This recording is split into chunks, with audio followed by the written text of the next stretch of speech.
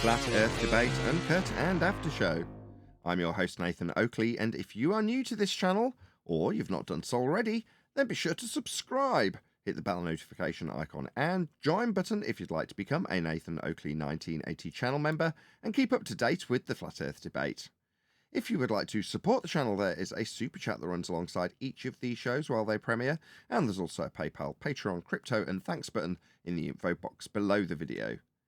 Speaking of Patrons, I'm going to do a quick shout out to all of you who do support me on Patreon. So a massive shout out of thanks and appreciation to Giuseppe Montesano, Jimmy Eats Soup, Mitch Kennedy, Original D-Rose, Rod, The Name's Burley, Todd Wazzle, Jason Hornsby, Christoph Fournier, Flat Earth Travolta, JMels24, Unimento, M Iron26, Endless, Goldie McKiernan, Retro Bill, More Books, Bogey, Michael Kahn, John Kays, Patrick Gunnels, Banter, Mel B Styles, Hairy Blade, Mobile Max 777, Rob W, Reese Pound, Del West Watson, Maria Neelands, Unbelievable Productions, Blue Ridge Ranger, Abraham Mohammed, Skeptic936, Life is Short, Texas Mike, Tina Baker, David Wayne Foster, and Dank. So another massive thank you to all of you for supporting me on Patreon. Now I will hand over to whoever is in Discord and Google so you can enjoy their dulcet tones while I set up for today's live show. No speed or no movement. There would be no difference. Right. Yep. But the fact that,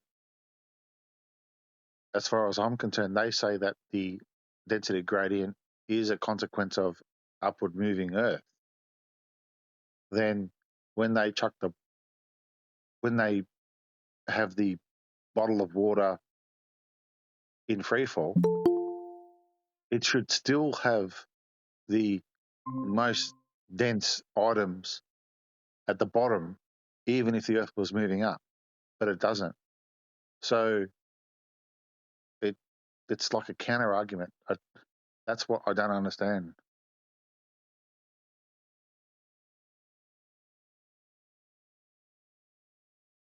Good morning. Morning. Morning. Can I get a show number for today's show since I've been gone? 1933. Welcome back, Deb. Thank you. 1933. Thank you, Nathan. I got a video for you unless you already have one. I've already lined it up. Thank you. Okay. Fox, right? Yeah, I got two comments from people who saw it also posted. Mm-hmm. How's the computer working? Yeah, good. A bit of software glitches because I had to reinstall Windows, so I'm now back to like as if I've got a brand new computer. Oh. That's D Rose in this conversation. Good morning. Hello, D Rose. Good morning. Yes, it's good. It's just got some software niggles because I've had to reinstall Windows 10. Which now it's Neil. Mike Jack. Hello, I'm Neil. still waiting for that. I'm still waiting for you to prove that positive claim, Nathan, on that unicornity. I'm waiting. We all In the waiting. Bible. I don't have to prove anything, son. You need to prove the non-unicornity. 10th already said it's rhinos, it's not unicorns.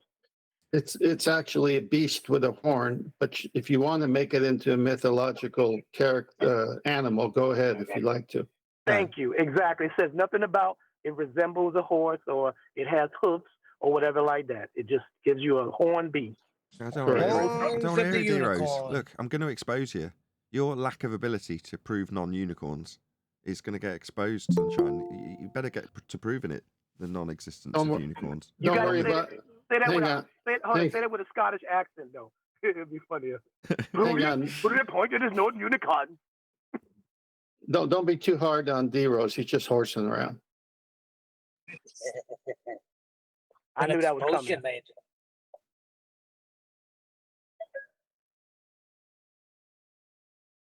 Yeah, other than that, when I stress test it, I do heat the case up quite a lot, and at a certain point, the RAM did become unstable. As I'd experienced previously, it was like the first thing that went unstable. And in this instance, I've just taken out two sticks. Well, actually completely replaced two sticks with almost identical RAM because they'd knackered themselves out through heat. Anyway, Those two new sticks have just been set to their XMP profile fast, and therefore they do generate a fair bit of heat. And if the case heats up, they do become a little bit unstable. So I just turn the fans up a little bit, as there are fans in there. Easy problem to solve.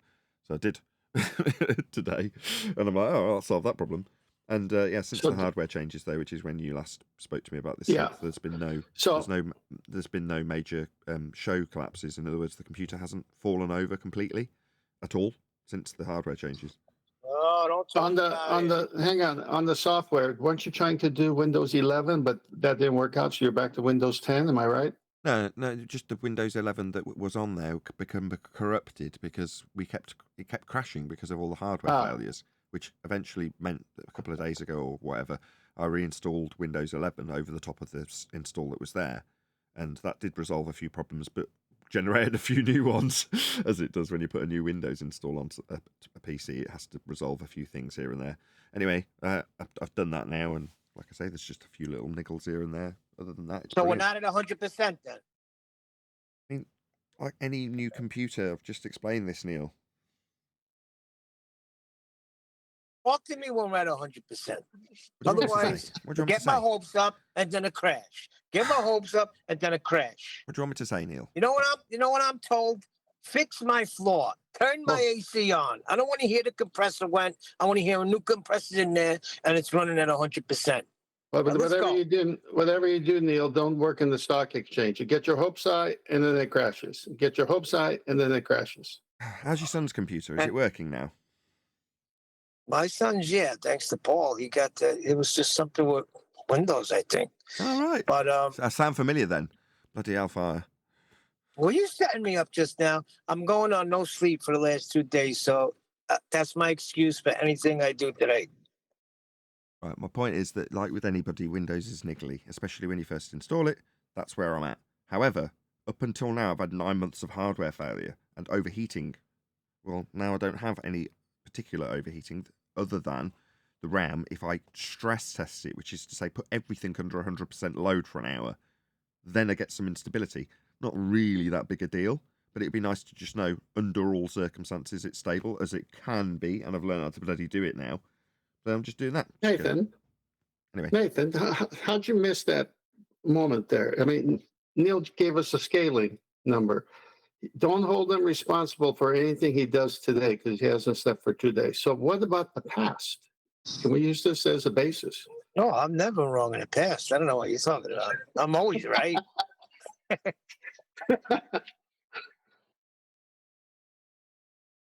Not really. That's sleep deprivation. And I just had to climb up a long ladder. And I was saying, maybe I shouldn't go up there because I haven't slept yet. I did carpet work last night, but I went up. I did it. I just was real careful. But maybe this will be the last week. Never know. Might have enough to finally get a car and go home. Keep at it, Neil. You'll get through it. I'll tell you when it's done, though. It's absence makes the heart grow fonder because I don't know. Me and my wife are like we're dating again. We're like so excited, can't wait to see each other. So, Aww. That's so cool. It wasn't called for an awe. Hey man, you talking about a man that's married to? I know what you. Hang on, he's got an R value, not an R value. Aw. Any evidence of awe? Man, my heart's going fonder.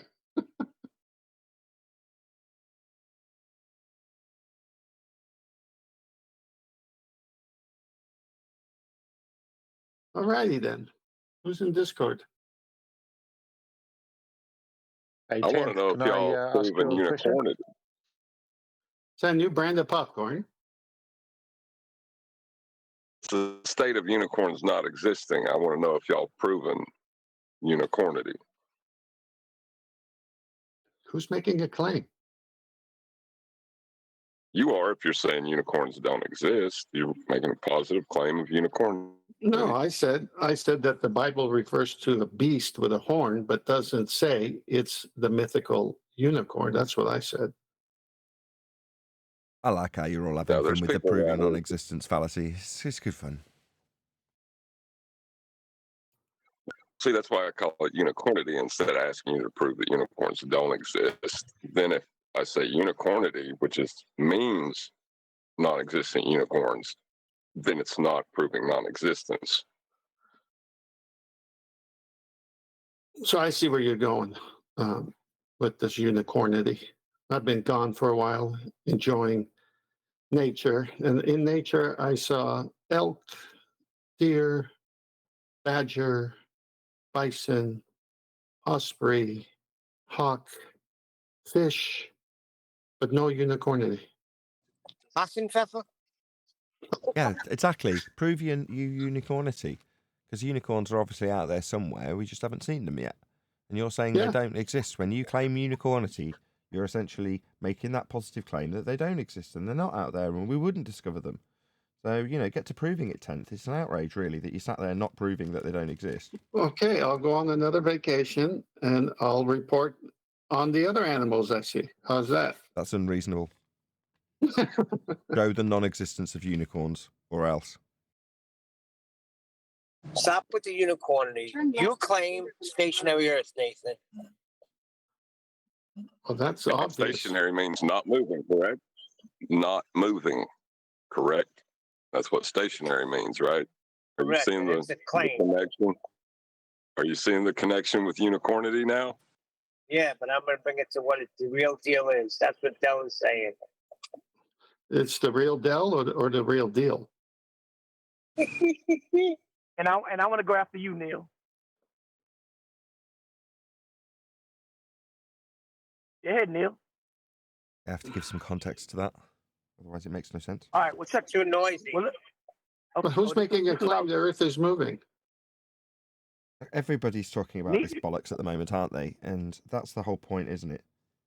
Right? Adam summed it up right off the bat.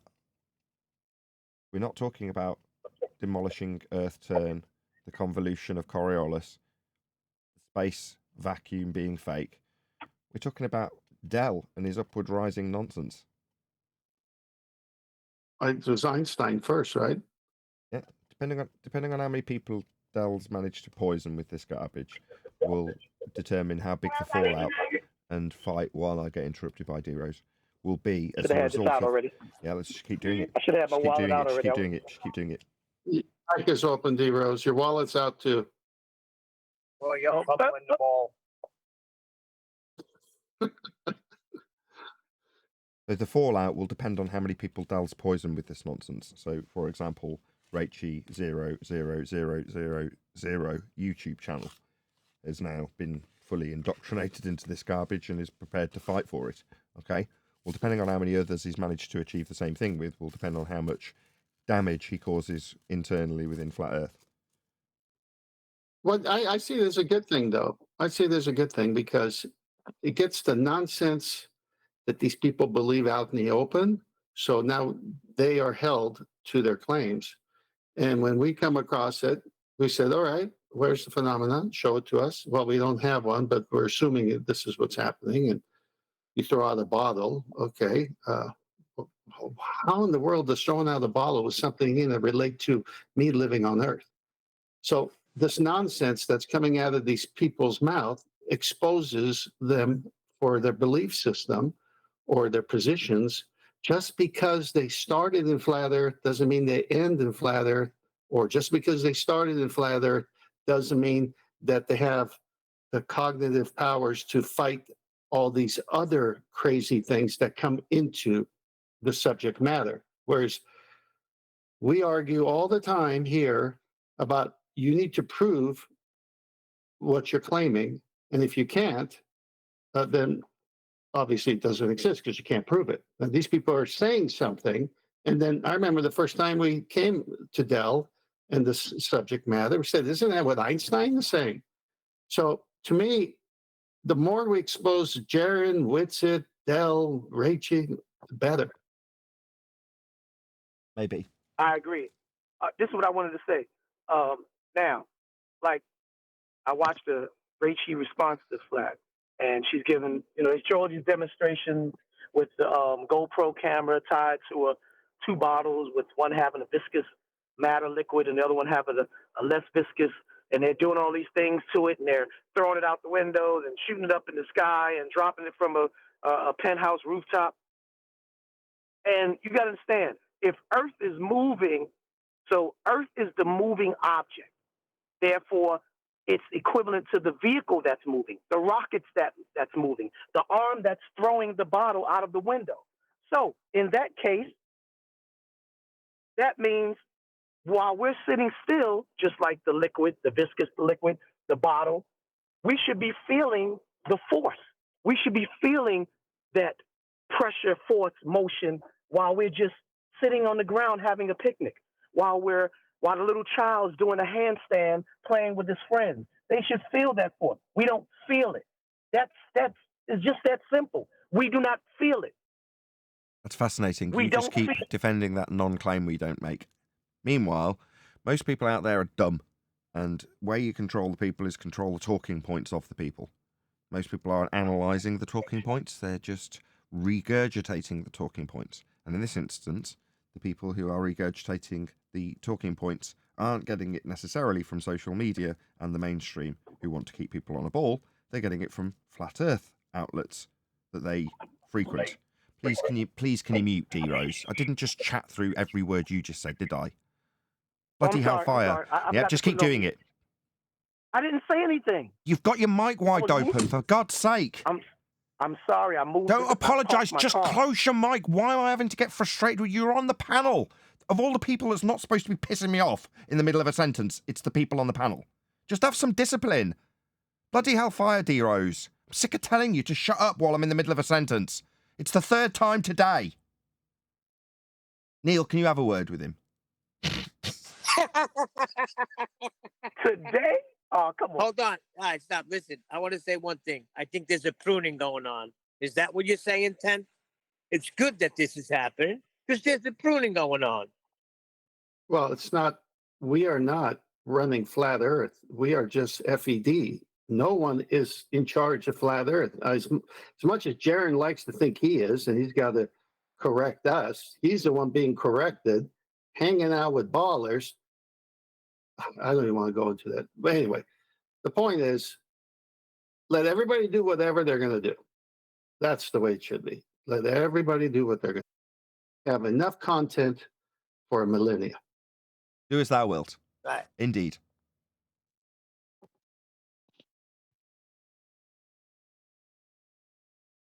No? No one going to pick that up? No, fair enough. No, it's not that. It's not that Satanist guy do as thou wilt. I'm saying that when you speak, it comes from your heart. So whatever you're saying is coming out of your heart. And so this is why the Bible says, listen more than speak and control that tongue. When these people are speaking, that tongue is moving fast. And it's like, oh, keep talking, please. Oh, you think that's what's happening? Oh, some more, please. I'll get some coffee, stay up to hear more of this. Because it exposes them for everything who they are. We got all kinds of flat earthers, okay, with different backgrounds. Who cares? We're talking about physics and geometry here. Don't bring your personal stuff in. That muddies the water. Aleister Crowley. No, I know who it was. Know where he lived? Your neck of the woods. Down the road from me, yeah. The guy from the computer shop he showed me the house, and he was like, the people who live there have been offered a blue dot. And in the UK, we've got this system where historic places, buildings, things like that get a little blue dot so that you can look it up and see the historic information about it. And obviously that's designated by the council, who have been approaching the house owners currently if they'd like to have a blue dot on their house. They can note the fact that Aleister Crowley lived there. And they're like, no, we don't want a blue dot. We don't want people visiting our house to see the Satanist former home of Aleister Crowley. No, thank you. Can you blame them? Well, I read once that a former rock and roll group member bought the house. It's not the same people now, is it? I've no idea the history. I do know is where it's located and that the homeowners don't want a blue dot on it. That's about all I know about it. Yeah, really. Come on. Yeah. So anyway, let everyone speak their mind, and then we can say, all right, hey, maybe we're going to learn something, right? Well, maybe someone's going to put together a claim that can be proven, And we're going to learn something and thank them. I mean, this is why it needs to be open and free and let everybody say what they got to say. I'm not worried about who's going to get hoodwinked or not hoodwinked. But You the can't majority control how will. someone thinks. The majority will be hoodwinked, regardless of if they found their way to flat Earth or not. The majority do rely on a consensus viewpoint to form their opinions, and unfortunately, the dumbed-down masses are manipulatable, have been manipulated, and are capable of being manipulated in the same exact way. When John was discussing how the people who are saddening to witness them fall for the exact same fallacy a second time, we're witnessing it now within our own arena. Now, again, if you can control the talking points of that group, then that group will potentially destroy itself from within, if there's enough controversy and dissemination amongst the ranks. And that's what's going on currently. Meanwhile, we as an individual part of this collective group are being condemned left and right as not worthy of people's attention. Now, if that's the consensus within Flat Earth, FED bad, as Neil puts it, then people will pay attention to that. Why? Well, because they're dumb. Sorry, if you listen to this and you're on the fence going, well, I have heard from several people that for FED bad. Here we go again. Yeah, fucking another interruption. It's going to be one of those days. I've already got a massive headache. No, that was me, Nathan. But that's what we want. We want that filter, Nathan. Do we? Want that filter. I don't. Yeah, I do. I don't. No, I would like more numbers. I'm a YouTuber. No, that's the way to more numbers, is what I'm saying. Obviously, I want you to have more numbers. Don't think otherwise. But the way you have more numbers is to stand out among the mess. Maybe, but there's a group dynamic and a group mentality in society, generally speaking, that would preclude that if we are being FED bad. Well, you're right about the group and what we see in life on many subject matters. I mean, we all can see what you're saying is right. But at the same time, there are a lot of people out there. And out of this bunch of people, billions of people, there's enough for this show. And we need to stand out against all the rest of them with the silly claims. Just keep going on the road you're going. I'm not disagreeing with that. I'm not disagreeing with a single word you say. I'm just laying out the reality of the groupthink mentality that people have left and haven't necessarily relinquished. The same applies to the proof mentality that they've left but haven't relinquished in terms of the standards. Well, those things are beyond our means to alter, and that mechanism is going to be exploited and currently is being exploited from multiple angles to suppress us from within. In other words, it's not enough that we just sit at the bottom of the lists. People are inclined to share our information. However, people are fickle. In other words, once they're amongst 2 or 3 of the other opposing flat earthers, which is what they've now become, telling them FED bad, there's going to be a certain amount of that does stick with them, and it will have an effect on me, and is. So regardless of you saying, well, we're going to prune the wheat from the chaff, or however you put it, however you want to put it, metaphorically speaking, it doesn't alter the fact that it's not just enough to just keep us at the bottom of the lists. There's more needs doing. I'm smiling while I'm saying this because I've got my flat earth hat on while I smile. With my YouTube hat on, I frown. You know what I mean? Well, let me make you smile more. Why would anyone spend time on a show at the bottom of the list unless that show is over the target? That's why you're going to bust through this, but it's got to go through this. So we're going to have more of this. It's going to be a heavy weight, as it seems, but it's not that heavy. It's all the clowns. It's all the people out there who are against the bottom of the show, us. But why would you spend time on something that's nothing? If this was a movie, it's over the target. This would be the cut to a montage scene, 60 seconds to 2 minutes of seemingly hard work, me fiddling with computer hardware, me in front of a camera, you guys chatting, few baller conversations, some uplifting music that increases in pace, and then 2 minutes later, 1 million viewers. You don't think it's going to happen? You're going to hit 1 million viewers. You just watch. People who have been in this state of mind come out one truth at a time. Going to take a montage. In Team America. Yeah, but listen. Gonna take a montage. No? Okay, forget it. Go on, Neil. You're on the ladder. Hurry up. Sorry, my bad, Neil. The middle of my sentence interrupted the start of yours. You're right to be annoyed about that. No, it didn't. Did not. I waited for you to stop. I'm sick of getting blamed for things that I don't do. You Did you not blame just hear me when shouting at anybody's D mic Rose? is open. Yeah, I was surprised you didn't say Neil. But listen, if there was a room, say there's a whole flat Earth convention, It wasn't and me. everybody was there, right? Nathan is going to come in and he's going to get a glare. Rich is going to come in and everybody's going to get giddy. And meanwhile, the guy is saying that he doesn't agree with the horizontal baseline argument. That is not even an argument. This is where we're at right now. Right. So Wow. Is that really what they're saying? let- No way. You're telling me they're decrying the horizontal baseline acquisition that's needed for celestial navigation that's demonstrable. They're denying it. You're kidding me, right? No, what's it? Eli came on the other day and told us that's what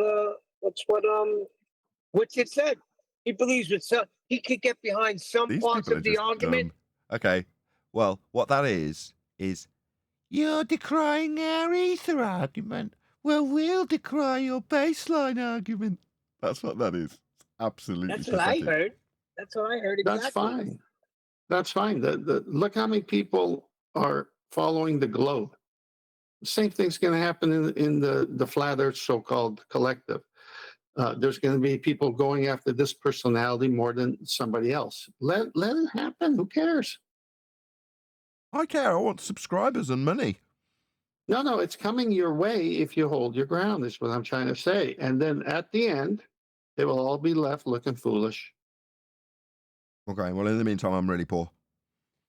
Well, that's a different story, and we're going to work on that, as you know, so. I haven't even had a chance to read that book. I feel really bad. My folks keep asking me about it over and over again. I told them foolishly right at the start of the process.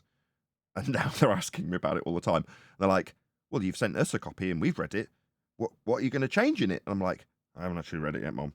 Why not? Because I've had a lot of things going wrong and I've just had no time. Really? Well, you need to get on with that. That's very important. Yes, Mom, I'm going to get on with it. Thank you for nagging me about something that is obviously weighing heavy on my soul. I will get around to it. I just haven't had the time. It is the truth. I'm nearly there, though. I'm telling you, I've started to Windows 11 is behind you. Go on, John. I was just about to say, I'm starting to regain some of that time. Instead of waking up dealing with computer till I fall asleep, then having limited sleep because I've gone to sleep at 2 or 3 a.m., getting up at 6 to deal with the kids' stuff, and then doing the whole thing again for 10 straight months. I'm starting to not do that anymore. A little bit, but not anywhere near the level that I have been for the last 10 months, which has meant that I've been able to check out a few videos. As soon as the hardware was changed, I was like, you mean I don't have to test that it's going to overheat? I'll edit a few videos with my morning then. So, I'm starting to regain some of my time back and catch up with some of the things that I haven't been doing, which means eventually I will get to actually reading my own book. Anyway. John was trying to say something. I'm really sorry, John. I just need to get that out. Oh, no, that's fine. I was just going to say the elevation angle concession, it's not an argument. It's a concession. They don't like the concession. That's their problem. Yeah, that's what I said. They think it's an argument. It's not an argument. You already forgot me? Good morning. Man as well, of course. Oh, hang on. We're accelerating upwards. Was that Jardo? Oh my God, you're already into the polarizing Earth nonsense. My gosh. If you want to control the people, just control their talking points. That's the discussion point of the pre-show, at least in my sentiment it was. Anyway, any evidence of a physical geometric sphere edge, that's a horizon, formerly known as the curve of the Earth. Well, if you live on a globe with a radius of 3959, there would have to be one, but it's always below the water surface, and no one's ever seen it. Right, any evidence of a self-perpetuating molten iron core at the centre of that presupposed spherical Earth they all haven't proved the R value of. Well, they got to make up something else once they make up the first thing, so there you go. A molten iron core, a magnetic. How many miles is that super deep hole? 8 miles deep. That's the furthest we've ever dug. And even the PNS waves came back wrong on that one. Yeah, no evidence of a R value in terms of a physical measurement. Any Well, evidence at all of the R value? if I could comment on that, see, they go and substitute calculation for measurements, and they interchange them all the time. And they've never done a measurement. They calculate based on something else that hasn't even been proven. Mathematics. It only exists in the maths. Okay, any evidence? MC Toon said he measured it just the other day on his Measured debate it? with Okay, Karen. that'd be interesting to see, given that we've been asking for it for about 5 years. Do you know how his methodology panned out, or are you just going to give us the he showed it, I don't know how? No, he said it, so it must be true. Oh, I see. Well, that's a very worthy standard. Anybody know how it is claimed by McToon to be measured? Radial value of Earth as a sphere, that is. I'll take that as a no. Well, maybe we'll find out. Let's just let Arwin in. Okay, let's conclude the housekeeping there. We've done pretty much all the housekeeping questions this week, I believe. Go ahead, D. Rose. Good morning. Hello. I missed the show starting because I had put it on mute and went in the corner and went back to what I was doing. Good morning. Missed that part where everybody say good morning. So, good morning. Good morning. Good morning, Arwin. Hello. Thanks for letting me in after all. Yeah, okay. What do you want? Anyway, we're all here now, and we're going to do a bit of reaction. So, this is called Science Time, and it's a discussion with Professor Brian Cox. Is the universe 26.7 billion years old? Question mark. Brian Cox on the Big Bang. So, give this person the usual at Nathan Oakley 1980 love by going to the link that's going to go by any second now in the live stream chat feed, and just let them know at Nathan Oakley 1980 responded to your video. We thought it was epic, wonderful, fantastic. We really liked it. Let them know. May I comment before you start? And give it a little preamble as you picked out this video. Go ahead. Yeah, well, up until recently, the universe, based on the way they do their calculations, speed of light and all that stuff, was 13 point something billion. But then this James Webb telescope shocked the world. So now they're doubling the age of the universe, just like that. Just like that, they were wrong, and now they're right. So just as a preamble, plus other things in there where he conflates measurements versus calculations. There you go. You can see it floating on by now in the live stream chat. So let Science Time know at Nathan Oakley 1980 sent me with a reasonably pleasant comment that won't hopefully get deleted. And that will hopefully get a response from him if he were to respond to our response to his video. And hopefully share the algorithmic love with us by putting a comment on our video with a link, or comment in his own or whatever in the info box. However he would share our link, hopefully he'd do the same for us. A space-time singularity. Space and time come to a stop. Could it be possible that everything we know about the very dawn of existence is wrong? That our understanding of time and... Yes, because it's not an understanding. It's based on a whole bunch of presuppositions and a heliocentric model given to you by the Roman Catholic Church. So when you say everything we know, what you actually mean is, could it be that our nonsense about heliocentric Big Bang theory is wrong? Well, yeah, it's not a scientific theory. Space, as birthed in the fiery crucible of the Big Bang, is fundamentally Called it. Flawed. It's a staggering concept, one that overturns centuries of scientific wisdom. I know about scientific wisdom. It's overturned by the natural law that is the second law of thermodynamics. No, would it be the first law of thermodynamics that the Big Bang violates? Both. More importantly, the first law of thermodynamics. That would be to say nature can't create its own energy. That's the first law of thermodynamics. Can you replay the last 4 seconds, please? Well, what? If you like. 27 seconds in, we're already rewinding it. Okay. Birthed in the fiery crucible of the Big Bang is fundamentally flawed. It's a staggering concept, one that overturns centuries of scientific wisdom. As new studies hit...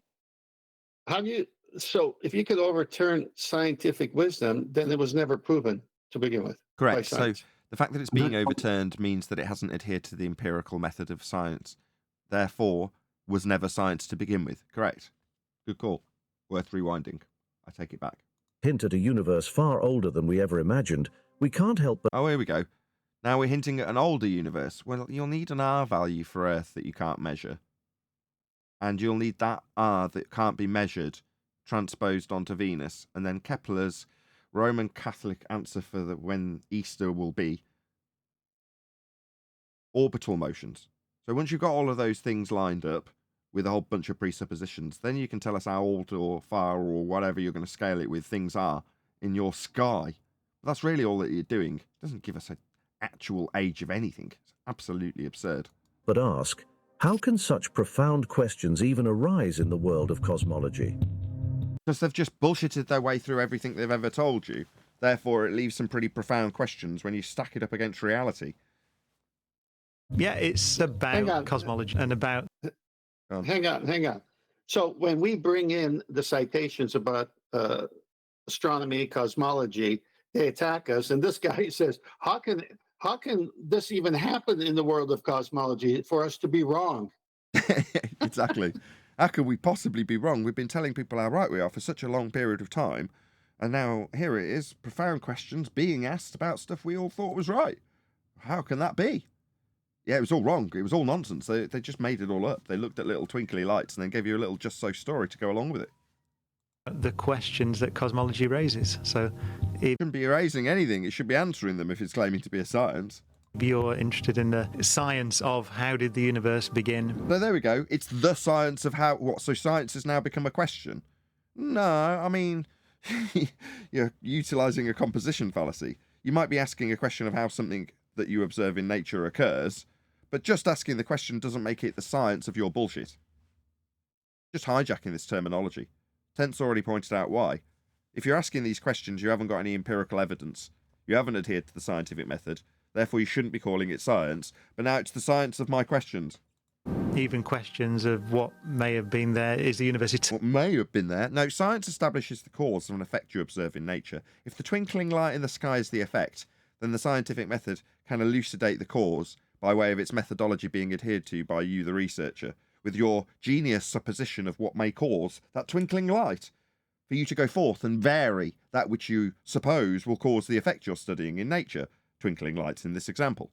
Well, once you have varied and manipulated that which you assume causes the effect of the twinkling light in the sky, if you induce the effect, that would be to say you cause it by way of your variation, and you can do this repeatedly, systematically, then you have empirically validated that that which you varied caused the twinkling light. That would be empirical scientific evidence by way of experimentation based on a hypothesis. Something that you have never, ever even got close to, Cox. Eternal. Is there such a thing as before the Big Bang? What is the future of the universe? Is there a before the nonsensical story that we ascribed by extrapolating out the second law of thermodynamics into a first law of thermodynamics violation? Fascinating questions you've got there, Cox. How does complexity emerge spontaneously in a universe? I mean, we sort of take it for granted that there's a Big Bang and it's all hot and there's just this kind of hot glow of stuff. And out of that... Says who? Says what? You rewinding time on Kepler? Go ahead, whoever that was. He takes it for granted. Right. Yeah. Like everything about heliocentric model, you just take it for granted, right? That's the science. Taking it for granted, the bullshit story. That spontaneously, in 13.8 billion years, you get something like the Earth with a civilization and life on it. So how does that... Do we know anything about that? I mean, we do. Do we know anything about it? You've just given us a whole bloody just so story about it. Now you're asking, do we know? I've just told you all about it. It's the whole model and system that it's based on I've just disseminated to you. But do we know? What an outrage. We know about what we're assuming, right? Do you know something about the assumption that you haven't proven? Yeah, but we're not. He's not saying that. We are disseminating that after the fact. It's not incorporated into this video now, is it, Alwyn? That's asking the question rhetorically. So it's really about showing the size and scale of the universe, but addressing those questions that I think everybody has about what does it mean to be human, this tiny little finite life that we lead in a possibly infinite universe. How do you make... Yes. Whoops. Possibly. Finite life. What? Well, it's just his speculations are irritating. A possibly infinite universe, he says. All right, why is it only a possibility when you've just declared it as science? These just so stories that lead you to make that declaration are based on your total nonsense that you spew. He set the stage by saying the complexity. So he's speaking his right now. The way I see it is he's speaking his doubts. So he's mentioning how did all this complexity happen with the Big Bang and blah blah blah. And then now it's like, well, given enough time, then I have to accept it. But he's actually doubting here how complexity is formed from a Big Bang. There's a Big Bang and it's all hot and there's just this kind of hot glow of stuff. And out of that, spontaneously, in 13.8 billion years, you get something like the Earth with a civilization and life on it. So how does that...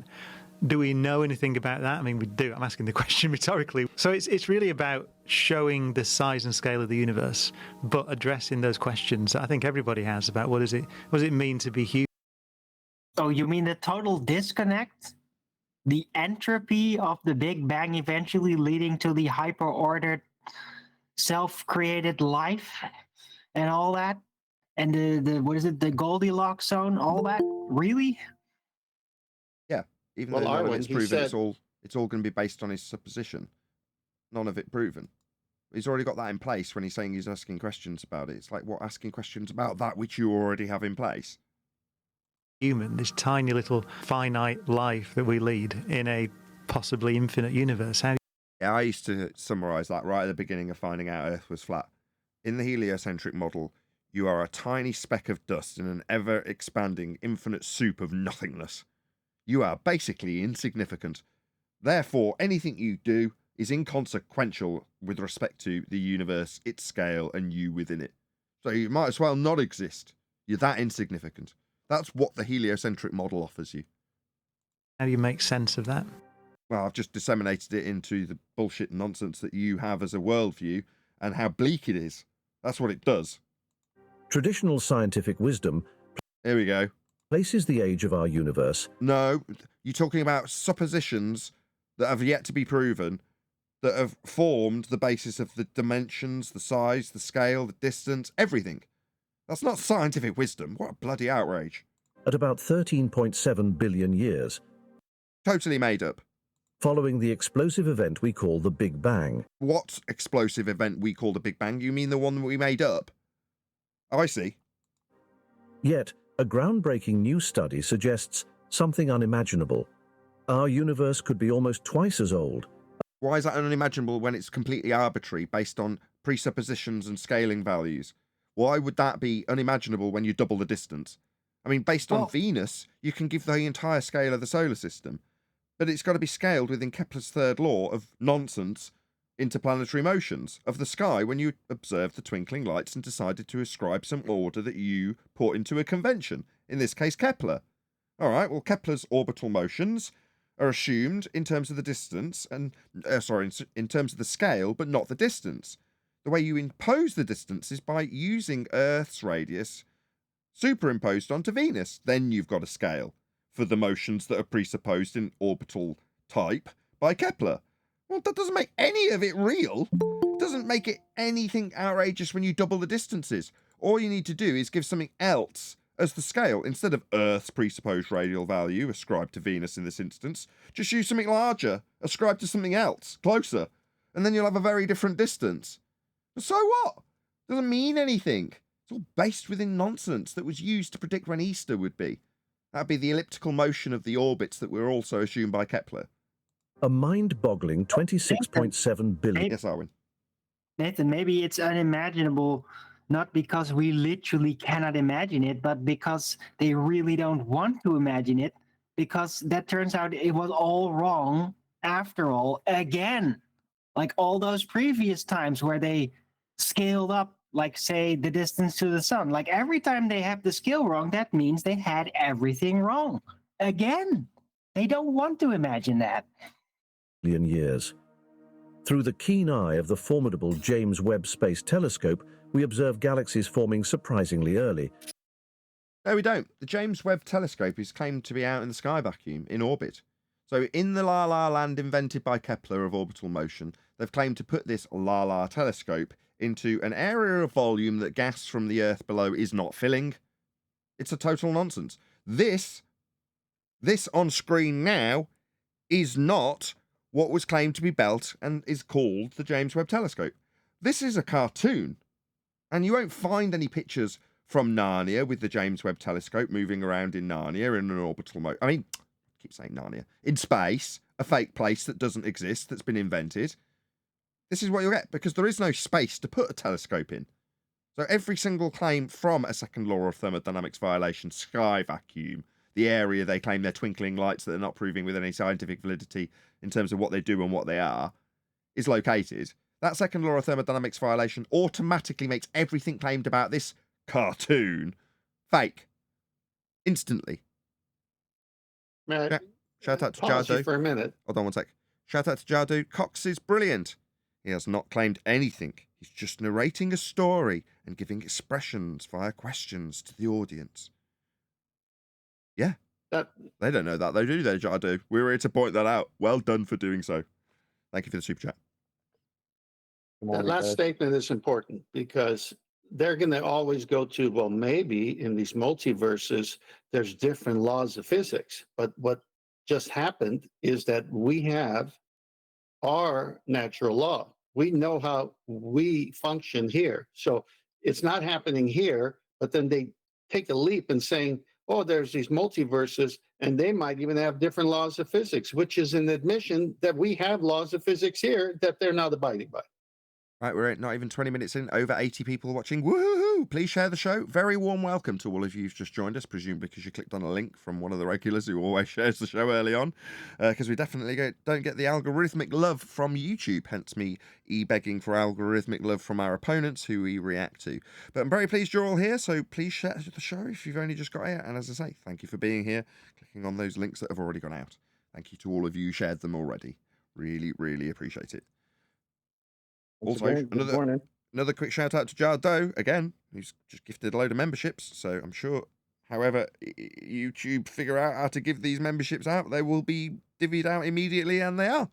So if you've picked up a free membership, shout out to you, Rachie00000 YouTube channel, who's just picked up a free membership from Jardo. You had a fairly lengthy discussion. Was it Rachie that got discussed in the pre-show? Little bit of you got discussed in the pre-show. Not much, Rachie, but a little bit.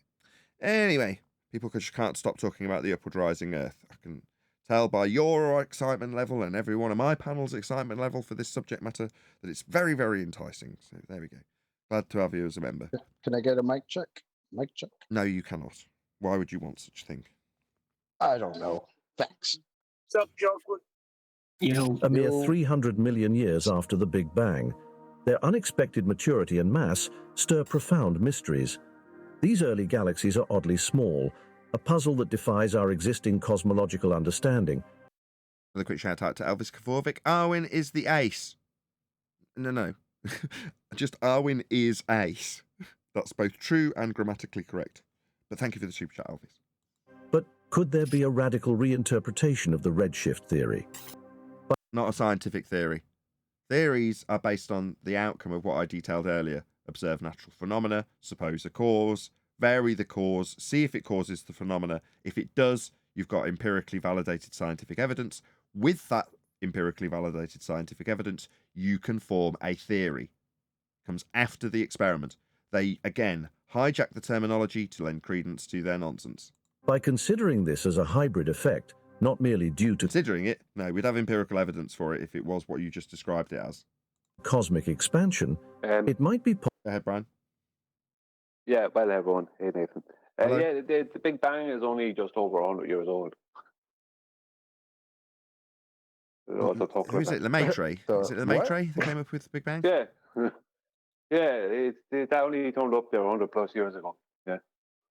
I don't know what they're on about with our 300 billion or whatever. But shockingly, it might be double that, Brian. Isn't that amazing? I mean, I can't quite believe it. It could be 200 years. In another 100 years, it might be triple. Can't quite believe it. possible to extend the time frame for these early galaxies' formation. What if we took into account evolving coupling constants a notion that first emerged from the annals of theoretical physics. What if our concept of the cosmological constant, again, using this terminology, theoretical physics? Yeah, what? Bullshit pseudoscience is what I might as well say. No, if you've got theory, it's come after scientific experimentation. If it's physics, it's the study of the physical and natural world. And in terms of figuring out what is going on with things, that would be exclusively the scientific method. So physics is the scientific method in the most crude way I can sum it up. Whereas when he says theoretical physics, he means nonsense made-up stories ascribed to pseudoscience pretender clowns who love to hijack the terminology of empirical methodology. Go ahead. The first go around of theoretical physics made it 13.7 billion. The second go around is over 26 billion. So just keep the story going. Exactly. Well put. Nice summary and example within this contextual video. was not just about dark energy fueling the universe's expansion. Was it not? How old's dark energy, Brian? About 30 years or something? What if it also reflected the evolution of coupling constants? Evolution? What's that?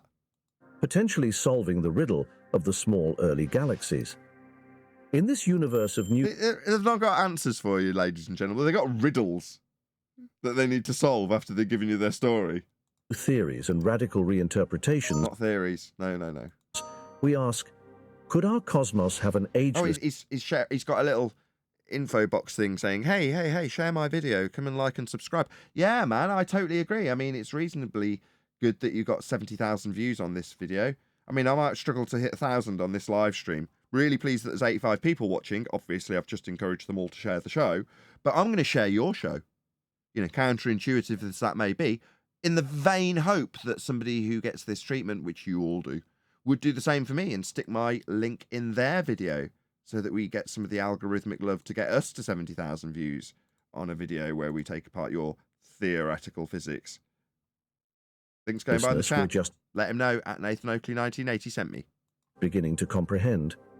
Could the universe be eternal? And you get this picture of a vast and possibly infinite universe. We know that the universe, or very strongly suspect that the universe is much bigger than the piece we can see. So we have... We know. No! We kind of suspect that we know the size of the universe. Let's just hear that again. That is about as Weasley as it gets. And you get this picture of a vast and possibly infinite universe. We know that the universe, or very strongly suspect that the... We know. I mean, well, we very strongly suspect. I don't strongly suspect that Earth is navigated flat. I know Earth is navigated flat. I know this to be certain. It is a fact. I don't strongly suspect that it's navigated flat. That sounds very Weasley, Cox. Very Weasley indeed. The universe is much bigger than the piece we can see. So no, you have no idea the size. Kepler nonsense with its scale has been debunked about 10 minutes ago. We have good reason to think that's the case. Good reason? No, I've just taken away that good reason. Whether it's infinite or not is another question. Why would you be asking questions if you already know the size? Can you picture infinity? Well, no one can picture infinity. That's because it's a mathematical concept that we derived. You know, we say the universe began... It doesn't even exist in maths. Yeah, it's not a quantifiable thing, is it? No, it's not real. They say that. Any mathematician worked or so would say that it's not possible. But you can't imagine it, Brian. So obviously, there's with some questions about the heliocentric Big Bang narrative. Began 13.8 billion years ago. So that's a measurement. So no, it isn't a measurement. It's an extrapolate. You go ahead, Brian. You've got a much better patter on this one. Mathematics. That's what it is, isn't it? It was based on a whole load of presuppositions and assumptions, is what I was hoping you would now rattle off. Oh yeah. It's based on it all starts and ends with their distance to the sun, which is based on 4 pre-assumptions and 2 averages. So. And what are they? So where do you go from there? And it's all based on everyone stop interrupting size. Brian. I just want to hear Brian going through the 4 presuppositions for the audience who are sharing the show currently. Okay. Go ahead, Brian. The first pre-assumption is that we're on a globe. The second one, that it has a radius of 3959 miles. The 3959 miles. The third one was that the globe rotated around the sun, orbited around the sun. And the fourth one was that the sun was also a sphere of a particular radius based on its angular size. The two averages was the average radio of the globe, it's polar and equatorial, and the second average was the average distance between the globe Earth and its heliocentric sun via its orbit over a 12-month period. Perfect. Thank you, Brian. Absolutely epic. Indeedy. Cox has just declared this as a measurement. No, Cox. No. Because we can measure the speed that all really? the galaxies are flying away from us, essentially. No, you can't. No, Brian. No. Essentially. And then you can run time backwards, if you like. Okay. I like. Oh, Lord. I like-y. Okay. I like. Show. I like to do this. I want to run time backwards. Yeah? I mean, actually, that's not true. Strictly speaking, I'm very content with my life, no regrets. I've got nothing I would want to change. I'm being absolutely sincere. Even the bad things that have happened in my life, I wouldn't want to go back and change. Does anybody else feel that way at this point? I always assess it with if I was run over by a bus today, would I be like, oh my God, I didn't get to write that wrong. I didn't get to do that thing. I don't have that feeling. I don't know about any of you. Anybody want to rewind time to change some wrong that they've done? I would like to be tall and play. I would like to be. Hold on, D Rose goes first. Go ahead, D. I would like to be about 6 inches taller. A time machine won't help you with that. More carrots when you were younger. Won't help. I mean, maybe go back where I lived in South Carolina and stay down there and play football, instead of going back up to New York. That's the only thing. Other than that, I love unless you went back to when you were in your late teens and stuck you on a rack, which may have only been temporarily fixed anyway. But I don't think you're ever going to become taller. That was a terrible example, D. Okay, sorry. That was a I got some regrets that I'd like to go back and change. Sorry, let's hear from the ex-convict in regards to his wanting to change things. Go ahead, Neil. Exactly. I got some regrets. I wouldn't mind changing those. Ten said that was a stretch. Welcome back to Mr. Well, without yeah, I'd go back and change. I change a lot of things. Yeah. Oh my God, this is bloody morose. I wasn't expecting this. I was hoping for an uplifting response from, oh no regrets. Life is sweet. Sorry, Brian. Yeah, but if you would go back in time, would you also then take the wisdom you got from going into time with you? Yes. Is that even possible? Yes, I think in Brian Cox's paradigm, because he's working in a fourth dimensional pseudo-Riemannian space-time that can be bent back upon itself, you're still moving through the geodesic in space-time forward, even though technically speaking it's bent back on itself in the time dimension. Now, if the time dimension's bent back on itself, then you would be going back in time in Einsteinian fourth dimensional pseudo-Riemannian space-time conceptual mediums of time geometry that allows that. Therefore, you would still retain, obviously, the experience that you'd had until then. You're just moving forward through the time dimension, but back to a point that already existed. Obviously, that's nonsense. Obviously, it's not true. But within the paradigm, yes, Arwin, you would still have your memories. Yeah, but if you're going back, then how did you attain the knowledge that you're giving when you're not going to develop like that anymore? Let's just put it this way. Let me just answer Arwin first. Let me just answer Arwin. You're right. Arwin is strictly speaking correct even within the paradigm, right? Because you would grandfather paradox out of existence your own memories, is what Arwin's saying. And he is correct. It was the same criticism I put yesterday, so I can't really now go back on that because he's correct. However, if you imagine the bit... However, if you imagine you're in the DeLorean and you go back and then you come back and something's changed, like it's a Lone Pine Mall rather than the Twin Pines Mall, you still remember that it used to be Twin Pines because you've gone through the geodesic in the plot of that movie. So I'm just going to infer that however it needed to be written into the narrative of heliocentrism that you wouldn't grandfather paradox out of existence your own memories, I'm going to say that you retain them. Hope that's good enough. Just remember, it's only based on the solution. Hold on, just let Arwin round. Hold on, Ted. Hold on. The Marvel movie. I just want to hear the last words from Arwin. It was his point we've just discussed. Just let Arwin say it again without rumpusing him. Go ahead, Arwin. Well, that sounds awfully like a movie solution. It's like, yeah, if we do that, we wouldn't have a movie. So we'll just assume that that works that way. But that is what heliocentrism in essence is, isn't it? I mean, we're brainwashed into the notions via the movies and television. Literally, NASA is just a playhouse. Well, based on that being the ideal, as that picture of a green screen astronaut flashes up, perfect timing. I like my new reel too. But based on that suspension of disbelief that we often discuss, Arwin, right? So yeah, you're correct more than you think you are correct, because without the suspension of disbelief of the movies that give us the idea that there are spacemen flying around in an orbital motion, none of it would be there to disagree with or to question in the first place, would it? Exactly. I was going to say, he's basing all this on the speed of light. Shout out to Daniel Samenigo. Hopefully I've said your name right. Probably not. Gifted out 5 memberships. So pick up those memberships, including Roofy. Hey, nice to have you, Roofy. I understand it to be the case that you get these memberships based on the amount of viewership you have. So it's nice that you're a regular viewer, Roofy. Really pleased to have you as a member. Oh, that's sneaked up. So he's secretly watching, and because I he's don't know that's watching, true. I have not verified that is the case. I heard on the grapevine that the memberships are divvied out automatically based on viewership time. Now, I don't know if that's true or not. I don't know. Let's just move on. To find out when they were all on top of each other. And so it's a quite simple measurement, and we've done that. So we say the universe began 13.8 billion years ago. But actually, all we know really was the universe was very hot and very dense at that time.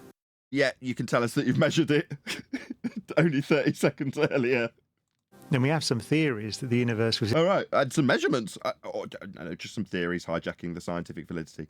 ...in existence before that, and perhaps some sort of circumstantial evidence. And that means that... Oh, well, that's the best kind. Right, as opposed to empirically validated evidence. I mean, circumstantial is almost as good as empirical, isn't it? They're basically the same thing, right? That actually the universe could have always been there. Could have. I love this. Everything they say is peppered with weasel words. Eternal. When I talk to people sometimes, they get a bit... Some people get upset about that. Some people would rather... Me, I'm laughing about it, Cox. Isn't that amusing how our reaction's so very different to yours?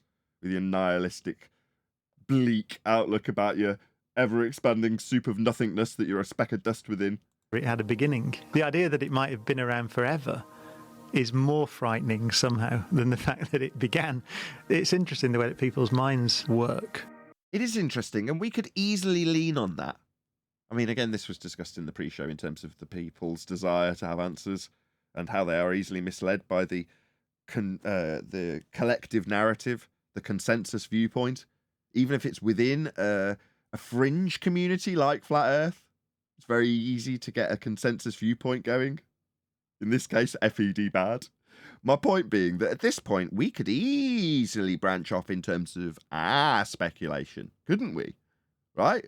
We could start giving you our ideas about what we think it might be. Just pepper it with a few little weasel words. And we're away. And people would love us for it. Love us! Go away and defend this nonsense on our behalf. And if people come along and disagree with the nonsense, I mean, that might cause some dissemination within the ranks. Is that right? Dissemination? The right word? Dissension. I keep getting that wrong. Some dissension within the ranks of the community we know as Flat Earth. But, I mean, ultimately, we're right about our speculations, aren't we, lads? No, we don't give them here. You ever notice that? When we get to these stages where we could pepper this with our garbage that we've made up? Yeah, we don't do that. Oh, well, maybe Owen does a little bit. The Big Bang yeah, Theory. but I prefaced it at least. Yeah, at least Owen prefaces it with it. This is probably nonsense, but it's an idea I'd like you to think about for a second, conceptually. And we do, and then we move on, knowing that it's conceptually interesting to think about such things. Our prevailing understanding portrays a universe emerging from a singular... Our prevailing understanding? Did you not hear the amount of peppery words that were just filtered through the mouth of Cox when disclaiming how much he didn't know? Yeah, okay. Seems like you just ignored every word he just said. Singularity, an intense point of infinite density. It proposes a universe with a distinct beginning, evolving over 13.7 billion years. But with these fresh theories and staggering revelations, we're compelled to wonder, could the universe be eternal? audacious staggering revelations of things we just made up. That's what I was Exactly. going to say. Yes, indeed. I mean, we could do the same. We won't. But what I will do is juxtapose it with an equally farcical scenario where we do that about Narnia. I mean, the amount of fascinating questions that the high, or maybe low, depends on the day I'm going to give this narrative, oxygen levels in Narnia affect people's thoughts patterns. I mean, you've got to agree that it is fascinating. Plus, the way the gases are homogeneous in Narnia. I mean, that truly is fascinating. It just raises a lot of questions about gas behaviour. But I mean, it is what it is, you know what I mean? Narnia is how it is. You've only got to look through the wardrobe to know that that's how it is. But despite that, though, I mean, that question that he asked, like, is it infinite? I mean, yeah, you can immediately answer that. No, entropy, like that's not logical. Like, it's a very easily answered question. Position of I a want to 20. see was so many eternal. staggering revelations. If Within it their was paradigm. eternal, how would we ever arrive to this point? How would we what, Squirrel? If the universe was eternal, how would we ever arrive to right now? I don't know. It's a fascinating question. Anybody else? No. Well, we Point would seven. all be there. It like will all become relative, like because there's no beginning. So yeah, when is it? Who's before what? Just now.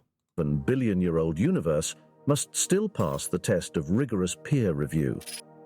Our scientific community will carefully scrutinize this claim, juxtaposing it with the existing understanding of our universe's age. Don't you want to hear the science part? No, you missed the best part. Peer review. Go back 6 I seconds. heard. Yeah. Deliberated to no end. This has gone through. Whose Not the opinion is more empirical method of science, but the empirical method of peer review. What, highlighting bits in the book that they don't like the look of as a publisher? I mean, come on. Where's the empiricism of the scientific methodology? Oh, well, it isn't existent in this science because it isn't a science. Go ahead, the rest of you. They have to undergo rigorous deliberation on whose Yeah. opinion is the best. It went under rigorous pondering. Rigorous, I'll tell you. Go ahead, Brian. Well, No, that was my point. I was going to say, well, it was rigorous. So that was what I was going to say. so they argued rigorously. No, they highlighted rigorously. It's pretty convenient to just jump to peer review because that puts in some people's minds that it's already gone through scientific validation. So That's the trick. The trick is The okey doke. my peers looked at it and they agree, or my peers looked at it and they said make a few changes. Within the framework of Big Bang cosmology, any recalibration in our cosmological model won't be sudden, but a cautious, methodical progression based on empirical data. No. Empirical data would be data acquired by way of systematic experimentation based on a hypothesis. Your empirical data has just been disclaimed as being contextualized from within the model that moves at a very slow pace as you describe how the changes from within the model will affect what? Our reality? Oh, they have absolutely no bearing on our reality. How slowly the gears of time change our model. Who cares? Doesn't affect anything in physical reality. It's just a model. As we And Nathan- ponder these questions, Nathan, let them know that model was pulled out of their butt.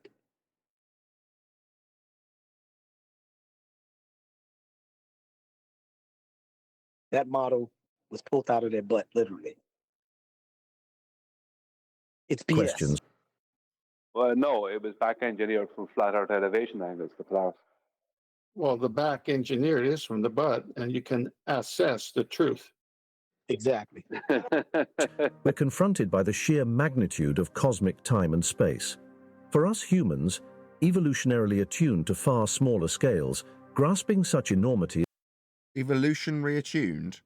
So you're ascribing our God-given abilities to detect things to our process of evolution. What's evolution? You need to define some of these terms. is daunting. Consider this. There are an estimated 2 trillion galaxies in the observable universe. Galaxies? No, these are concepts that we've invented. yeah, ascribing these terms to the lights that people observe in the sky is saying, I can count the lights in the sky, therefore I can decide what they are. The human mind reels at such a number, a testament to the awe-inspiring scale of the cosmos. The sky, yeah, the sky is amazing, absolutely incredible. You have spent many, many, many, many days staring at it because it's absolutely beautiful and awe-inspiring. Yeah, I'll agree with that. But what's that you say, cosmos, and your descriptions? No.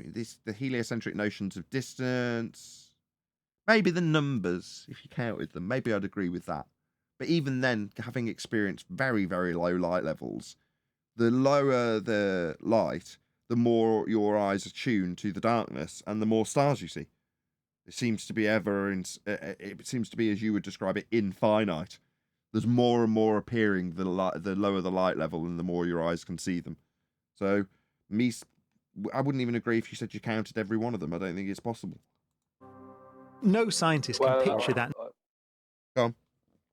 So I was going to say, they didn't count them at all. It's just a calculation.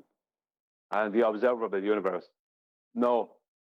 Nobody observed that many stars in the sky. Nobody did that. They might have observed a good few.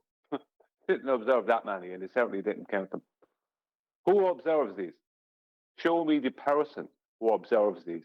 So someone, me included, could contact this person, say, can you bring me to where I can observe these things?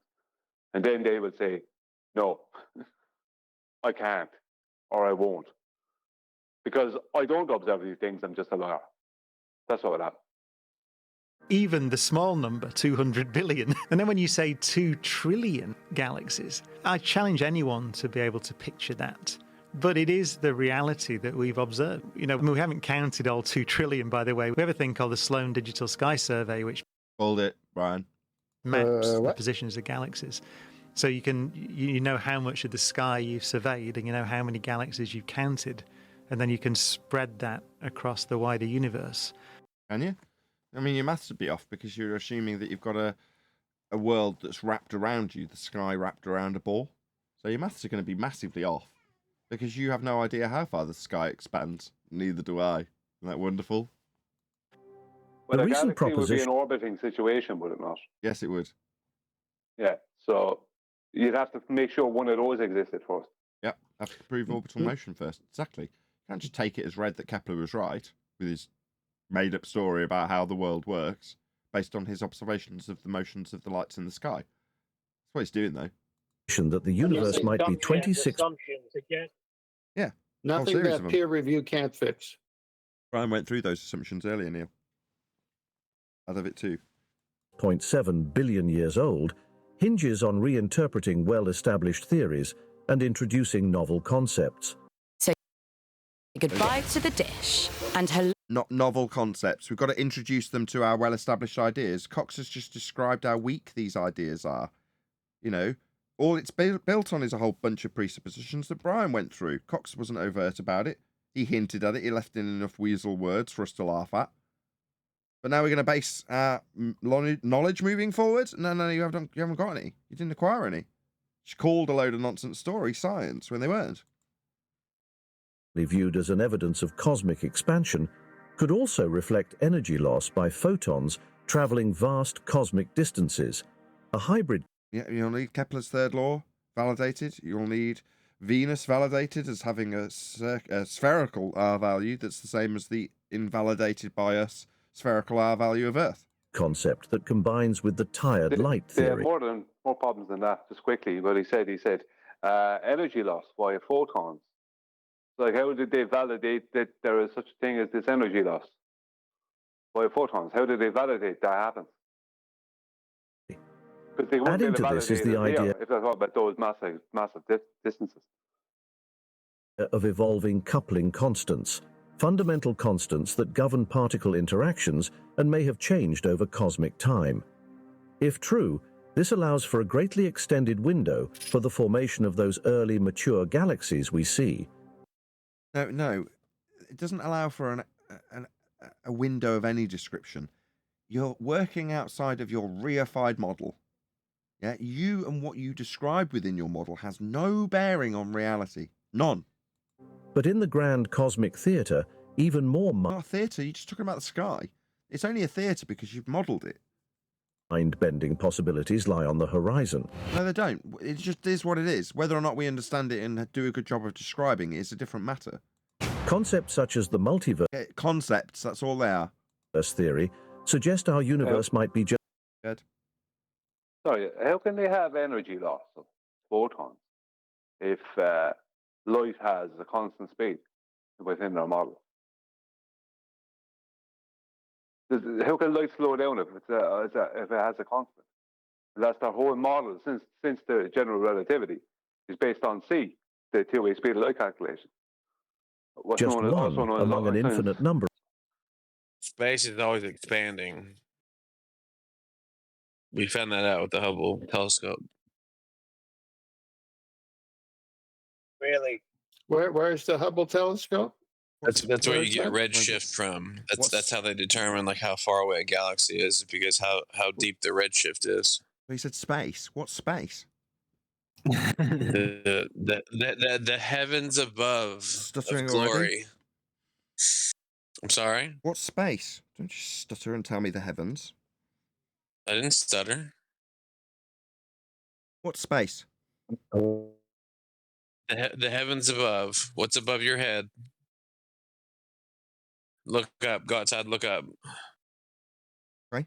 And from your description of the heavens above, how can you infer any distances to anything at all? Well, parallax is one way. What parallax? You could bounce radio signals off of the Stop. moon. One at a That's another time. way. Don't scattergun me. What parallax? Yes. What parallax? Third time's charm. What parallax? Yes. That would be to say, you say parallax, I say, what parallax would that be? And then you qualify what you claim we can extrapolate the distances out from. That would be parallax. So for the fourth time, what parallax? You weren't clear the first. What parallax? 5 times. What parallax? So parallax to the closest stars, one being Alpha Centauri. Okay, do you want to give us the details on that, please? I don't have the details in front of me. Well, why not? You're claiming it. So you're telling us there's parallax to Alpha Centauri, but you're not going to back that there's parallax to Alpha Centauri. I mean, I can get you some Stuttering much? Not stuttering? No, it sounds like you're stuttering. I just need to see that information, please. I'm not stuttering. I'm not stuttering. The second time. I'm not stuttering. I'm not stuttering. Yeah, that would be... You just need to go and get this information you've claimed. You've said there's parallax. Go get it. Let's see it. Oh, I get to present something this time instead of getting graded like that? It's the 6th time me asking what parallax, and then you need to go and get it. It's that simple. What part of this aren't you understanding? Well, I mean, that's a little boring. I'm not stuttering. It's what? Sorry. So that's a little boring. Sorry, you keep stuttering. You've told me 3 times that you're not. You are. So when are we going to get this information on parallax, stutterer? I'm not stuttering. Your connections. Yeah, you are. You're damn well sure you are stuttering while the 3rd person in the row interrupts me from G+. You are stuttering. I'm asking for the 7th time for the information on your parallax claim that will give us distances. You don't know how parallax works? No, you've told us there's parallax to Alpha Centauri, and I've asked you to prove it. You want me to go? You're not going to be stuttering much.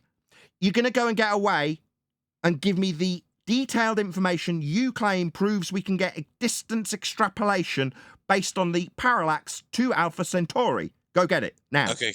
Can you present my screen? Can you go get it? Can you do that for me? Can you go and get what I've asked you for 8 times? Can you stop saying you're not stuttering, because you are? Nathan, quit stuttering. I've got it. Yeah, a stutter. When I hold you to account for your claim that you haven't proven, even though I've asked you 9 times to go and get me this parallax information to Centauri, Alpha Centauri. Hello? Can you present my screen? No.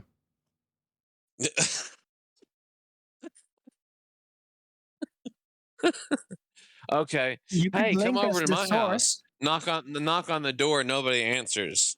Why can't you could just link us explain the it source. with words? Tell us where it is. Have you Because posted it in Discord? Someone will get it to very me. complicated subject matter. Sorry, are we going to spend the next 10 minutes dealing with this administrative nonsense, or are you just going to post it in Discord so someone can stick it in Skype so I can have a look at it? Yes, it is. What makes you... No, it's not. Okay, can you explain to me... Why are you asking me for something? 9 times. Detailed information on the Parallax to Alpha Centauri. I need to see that, not be asked anything. Your claim, we'll deal with your claim. That's it. Don't ask me anything. You Yes. say we know distances based on parallax, so we're going to have a little look at it. Okay? Yes. Okay. Good. Now, when it's in front of me, we'll be looking at it in detailed discussions will take place after we've had a little look at it. Okay, 50? Then we'll decide whether or not your claim that you can prove distances that are ever expanding according to redshift based on parallax to Alpha Centauri. We're going to have a look at it. Okay, son? Okay. So you're going to present my screen? No, we're going to have a look at it. It's been posted, right? Where is it? You can have... No, there hasn't been... Sorry, is that you not stuttering again? We just need to have a look at the documentation you're going to present so we can look along with you. Say that again? Post it so I can see it. You just share it and we'll go through it together. Post it in Discord. I'll post you the link of the reference I'm using. Yep, great. Can someone stick this to me? And you're Right, going to please? share it? Oh, yeah, I'll bring it up. No worries once I've got it. He's only told you for the last 5 minutes, post it so he could share it. And now you're saying, are you going to share it? Okay. Well, we're talking. I've checked all these. I've checked all these sources. By the way, this is a Wikipedia article, but I went through here and I've checked these sources. Sorry, you're telling me that we're getting this from Wiki? So Wiki is the we're source. going to go through. Just FYI, we're not going to go through anything until I've got it in front of me. So shut up and establish that I've got it in front of me before you do a damn thing. Okay. And, Has it been posted in Discord? Can you act like a respectful adult? I'll do what I damn well please here. This is my show. I'll do as I like. If you want to claim that you can show us distances to the known lights in the sky that we all observe based on parallax to Alpha Centauri, I just need the document posting in Discord. If it had been, it would already be in front of me in Master B. It's not, so I can only assume you haven't posted it yet. So I'm going to say this stuttering idiot has no proof of distances based on parallax, or it had presented it in a hurry. There it is. Ah, well, you think I've got them in my back pocket, dude? Excellent. Thank you very much. Finally there. Let's have a little look at your wiki entry. Okay, so post me a link to the live stream. Sorry, this is an information on what parallax is. I know what parallax is. I don't need you to post it from wiki. I need the parallax information 10 times. I've asked you 10 times. Not what parallax is from wiki. I know what parallax is. I need the information for the measured parallax to Alpha Centauri. Are you retarded? Prove your claim that's parallax measured to Alpha Centauri to prove distance measurements to the rest of the universe. I mean, what's the problem with what's the stuttering idiot not presenting? He's not presenting evidence to back his claim. While stuttering a lot and denying that he's stuttering. Yeah, I haven't had your evidence. You said parallax measurements prove you can get distance to the known universe in a heliocentric assumed orbital model from Kepler. Now I need to see the measurements of the parallax you claimed? You don't seem to understand that you've got to actually cite what you've said proves your claim of measured distance within the heliocentric model. You're not doing that. You're just stuttering and yammering and not citing your actual evidence that you're not giving me. What's your problem? The closest known star, Nathan. If you don't want to present that to your audience so they might get some knowledge and might be able to think for themselves, then that's on you, buddy. Right, you haven't given me the information of the parallax measurement to Alpha Centauri. So does it address the Centauri? Yeah, me or John I'm sorry? ask some questions about this. Does it address the Centauri parallax? Or does it just, this is parallax? It adjusts. You stuttering fuckwit! You're not stuttering, right? Yeah, you stuttering fuckwit. It's not what you've said. Nathan, if I stutter for... It's because you're being held to task for the shit you've said that you're not proving. You think that while you fuck us around for 10 minutes saying that you're going to cite something and then present a citation for Wiki on what parallax is, that will suffice while you chat your shit. No, it won't, 50. What will suffice is me laughing at you, because you can't prove distances to the known universe with a measurement of parallax. We already know there's no parallax. There might be a minor error in the measurement tools. We've gone through this many times. Adam did extensive research into your nonsense claim that we can already take apart before you don't present the actual evidence that would back your claim. Oh, yeah, I'm sure. Yeah, that's right. We've already taken it apart, you stammering, lying shit.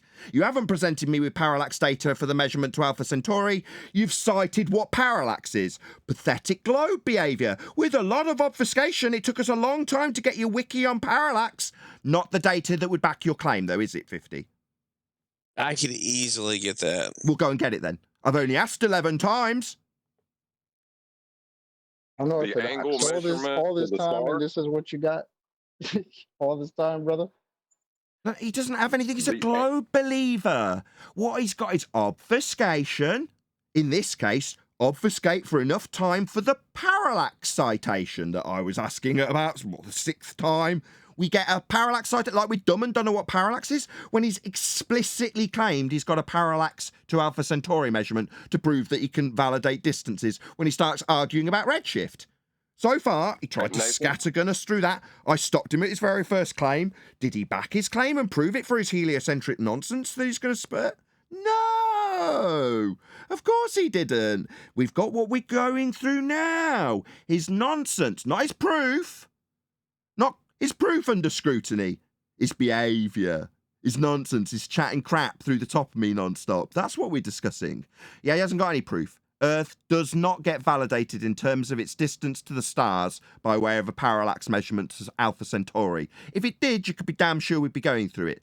He could easily get it. He isn't. I'm guessing I'm getting muted, right? No, you're not getting muted, you dumb fuck. You're getting humiliated by me. Then shut up first. Then maybe if you stop stuttering through the top of me, yeah, you'd actually go and get your Alpha Centauri evidence that you haven't. Or you could just talk straight through the top of me and claim you're being muted. You could do that, or you could be getting your Alpha Centauri evidence you haven't given us. Is that you presenting the evidence that you haven't given us, or is that you just making noises? It sounds like you've got a lot to say, like or maybe stuttering. Let's see here. Yeah, we don't want that. We want the evidence that would back your bullshit claim that we've already overcome. No, there will never be an evidence-based claim backed by 50 that parallax measurements to Alpha Centauri prove the distances to the lights in the known universe, so that he can argue about redshift. He's never going to get there.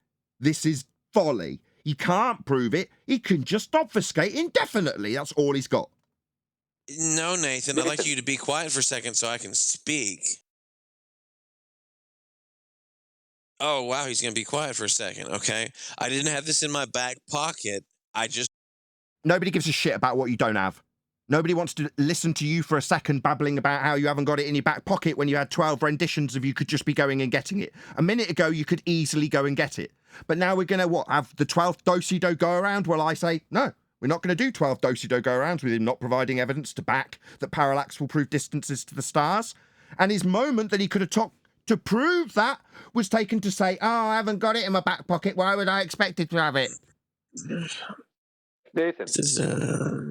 Let's see here. Yeah, give me 1 second. Nathan. Now, you've had plenty of 1 seconds while Brian starts piping up.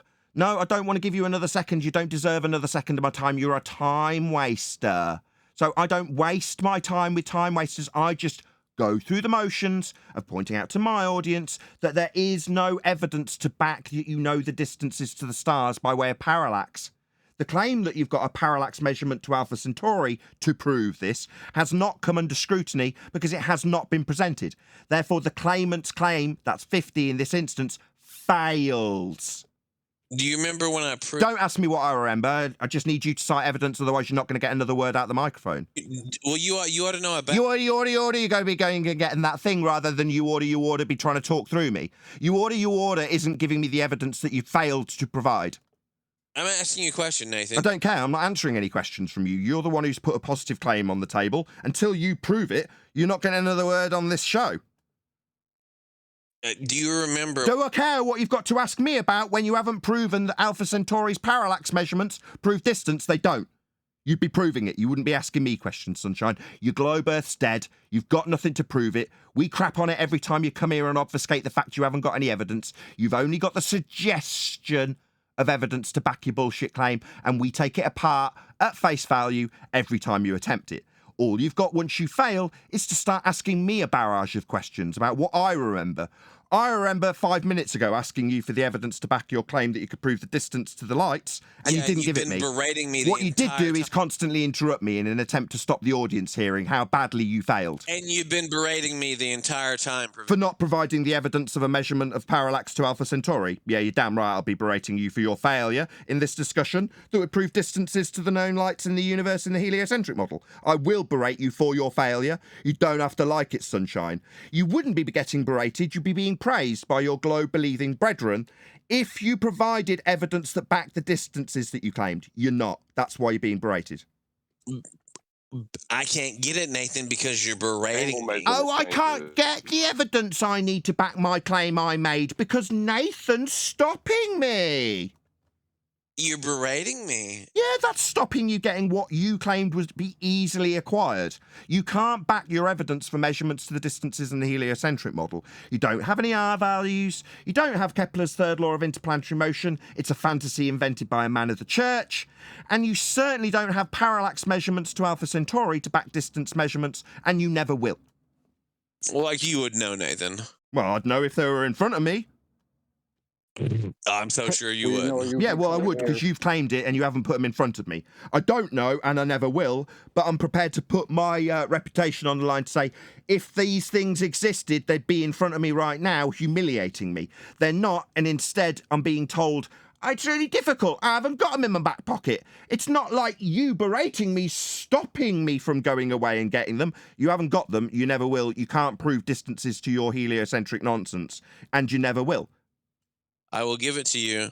Go on then, let's have them. It's only been the 13th occasion that I've asked you to back your evidence that you can prove distances to the stars in the known universe by showing us the parallax measurements to Alpha Centauri. Give them me now. Yeah, Nathan. Yeah, give them me now. That's it. Either you give them me or you don't have any further discussion. I just keep concluding that you can't prove distances, and you never will. And the chance that you had to do so was wasted on claiming that Nathan's berating you stopped you getting your evidence. Yeah, that's going to really wash with your globe-believing brethren. They're going to really admire your talent. Blah, blah, blah, blah, blah, blah, blah, blah. That's what he's doing through the top of me, by the way. While he says, am I being muted? What he's actually doing through the top of me is going blah, blah, blah, blah, blah, blah. That's what Globe Believers has got. Apparently, this is me berating him and stopping him from getting his evidence to back his claim, when in reality, it's him on the mic going blah, blah, blah, blah, blah. Right? That's what you've got. Would you let me speak? Would you suck my dick? No, probably not. I won't let you speak. No, the answer is no. That's why I asked you a question to get you to say no. Yeah, no, you won't. No. Right, I won't let you do anything except back your claim that you put on the table. And if you fail to do it, I'll just keep summarising that you, the globe-believing muppet, failed to back your claim that you've got known distances based on parallax measurements to Alpha Centauri.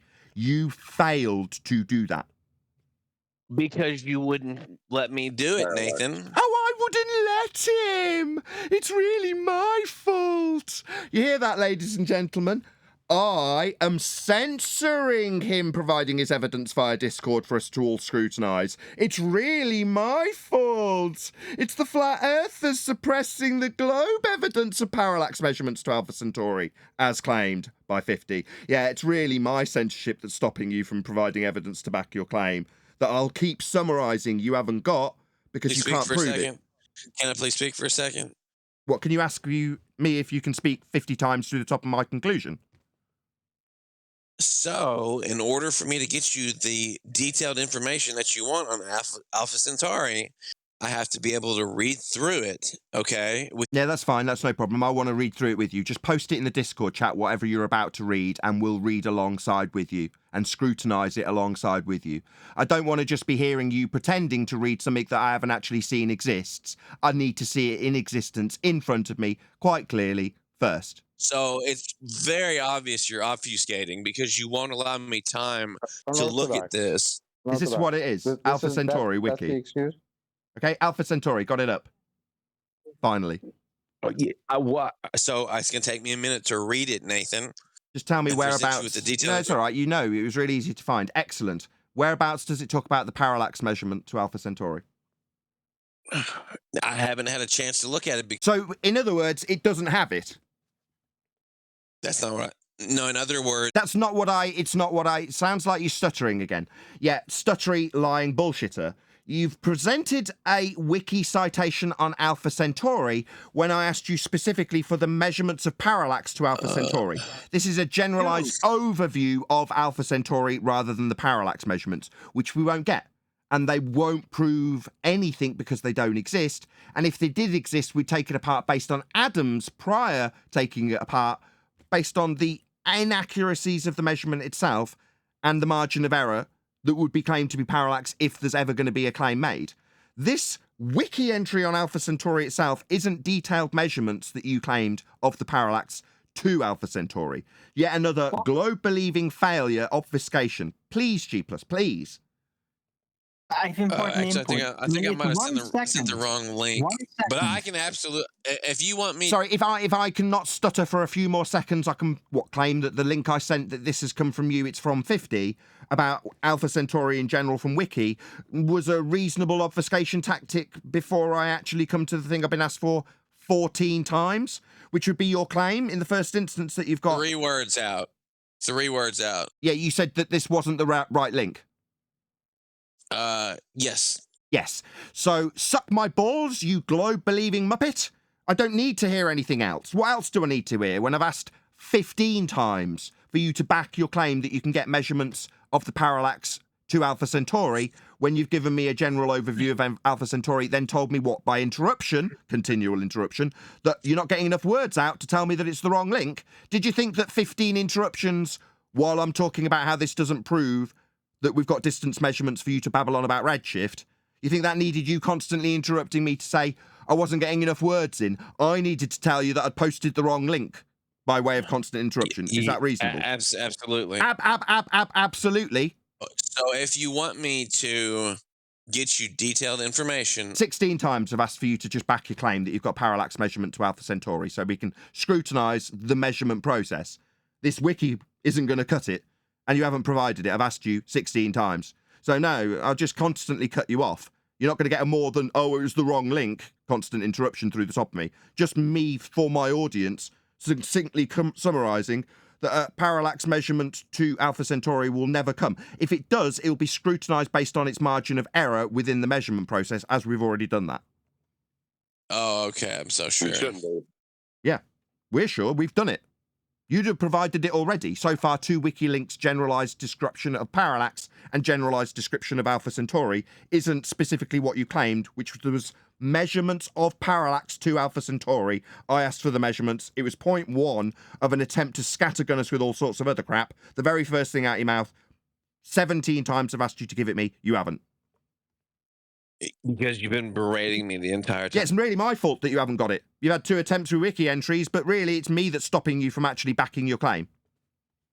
It is, Nathan. No, it isn't. That's utterly absurd. No member of the audience, even your own globe-believing stupid idiot side, would ever, in their estimation, blame me for your inability to back your own claim. No. No. You're just a clown. The Earth is a globe. Okay. According to the citation I've just had, you want some evidence for that? Reading what it says about parallax. I've also got evidence. I don't care what you've also got. Until we get that claim backed by you, you're not going to have another word on this mic. I made that absolutely clear. On screen now, what is parallax? Parallax is the observed displacement of an object caused by the change of the observer's point of view. In astronomy, it is an irreplaceable tool for calculating distance of faraway stars. Parallax enables astronomers to measure the distances to faraway stars by using trigonometry. So this uses flat baselines. Yes, that's what I was wondering. I've been trying to say it too, but I want to hear from 50. highlight something. I want to hear from 50. Everybody else, please be quiet. Maybe you didn't hear. I'll just repeat that. Parallax measurements require Earth to be flat. 50. What? On screen now for my audience, it's an angle measurement, 50. Therefore, you would require a flat baseline for it to be called an angle. Okay, we'll establish the flat baseline. So Earth is flat. Well, thank you for your time. Wow. We will just establish a horizontal baseline. Thank you, 50. Thank you, Quantum Eraser, for pointing this out. And as now conceded by 50, we will establish a horizontal baseline. That's right, 50. Your parallax measurements require Earth to be flat, and you will establish a horizontal baseline in order to do that. Can I get a citation for that? Or you not? It's on screen now. We're broadcasting to a live audience. Thank you, Chocolate. Thank you. It's really nice that this will be wonderful to edit with non-stop interruptions from my own fucking panel. Thank you for that. Thank you. It's not enough that 50's continually interrupting me. I think it would be as very, very useful if you all do it too. Thank you. Are you talking the about citation? The one that, you see what I mean? See what I mean? I don't need help interrupting from my own panel. 50's quite capable. It's on screen for my live audience. It details what parallax is and very clearly shows the measurement of an angle off a flat Earth. Like when you said, yes, we will establish a horizontal baseline, the citation from it is from space.com. Post it. Post it. It's on screen for a live audience from space.com. You were talking about space, right? I'm pretty sure space.com are going to know about space, and the angles you're citing, that'll be parallax measurements, require a horizontal baseline. You have affirmed Earth is measured flat to get parallax measurements if they were to exist to Alpha Centauri, which you didn't provide. Earth is flat. Can I ask you a question? No, you can listen to me gloating about how your parallax measurements require a flat Earth. What makes you think you can't establish a flat surface on Earth? You can establish a flat Earth baseline on Earth. You do establish a flat Earth baseline on Earth. Earth is flat to establish said baseline, and said baseline is flat in your example of parallax measurement. Therefore, Earth is, by your example, being measured flat. It is that simple, 50. What part of this don't you understand? Earth being measured flat by your example, on screen from space.com, angle from a flat baseline. Earth is giving you that baseline. Dude, so you're telling me that you can't establish a flat surface on Earth? You do establish a flat Earth baseline for your parallax measurement. It is a requirement that Earth is flat to do this, and your example requires it to be flat to do this. For you to make your example of parallax, Earth must be flat. No. Yeah, it's on screen now from space.com, where they show a flat baseline with an angle coming from that flat baseline to the star. That would be a flat Earth prerequisite for your example. Earth must be flat. Yes. Okay, read it from... Read out flat Earth must be from space.com. Parallax enables astronomers to measure distances of faraway stars by using trigonometry. Do you think that's going to include a curved baseline like a curved Earth would have? No, Earth must be flat to do this trig that you were claiming. It's a prerequisite. You know, that flat baseline you said that we would get? Why are you lying? I'm not lying. It's on screen. It's from space.com. It was a quote. I read it out from space.com. Do you think space.com are lying? Because I just read it out from space.com. Those were their words, not mine. Why are you accusing space.com of lying? Space.com say it needs a flat Earth. Space.com say it's trig. Space.com show an example on screen for my live audience of the flat Earth that is required. This is not me lying. Why would you accuse me of lying when it's Space.com's example of a flat Earth being needed?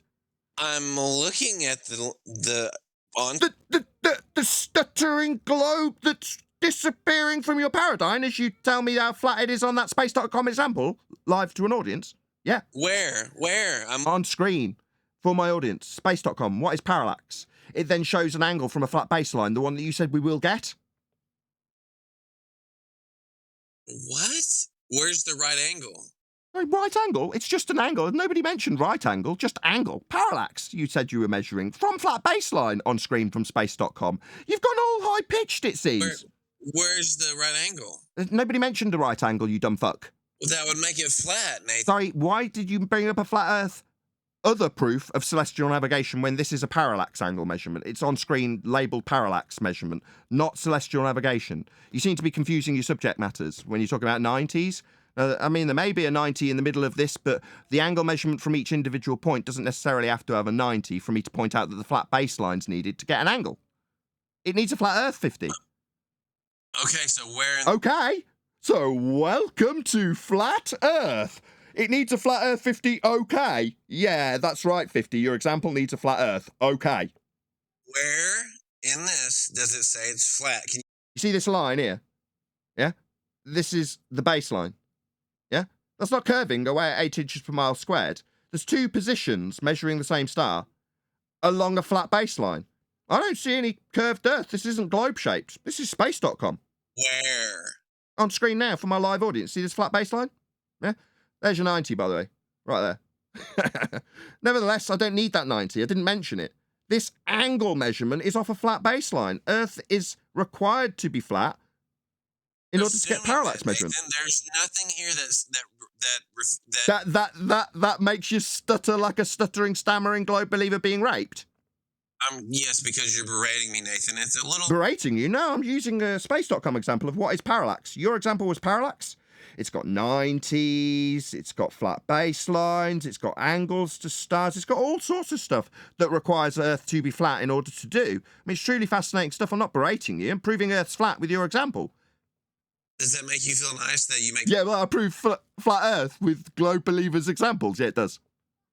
Yes, but... Yeah, it does. Not only does it make me feel good, it makes me feel justified when I e-beg. If you're watching this live as we speak, yeah, smash the super chat. Hit me up on PayPal. Show the love and appreciation for this globe-believing muppet who has used parallax, which requires a flat Earth, to what? Claim we've got heliocentric distances to stars? Interrupt me while I summarise how badly he's lost? I mean, that's really all he's doing. He just started interrupting me. Is that your mute button, 50, that you feel you need to use? Feel you need to mute and censor this flat Earth proof, right? There's nothing on here that claims bolsters your claim, Nathan. Nothing. Right, this is your claim, dumb fuck.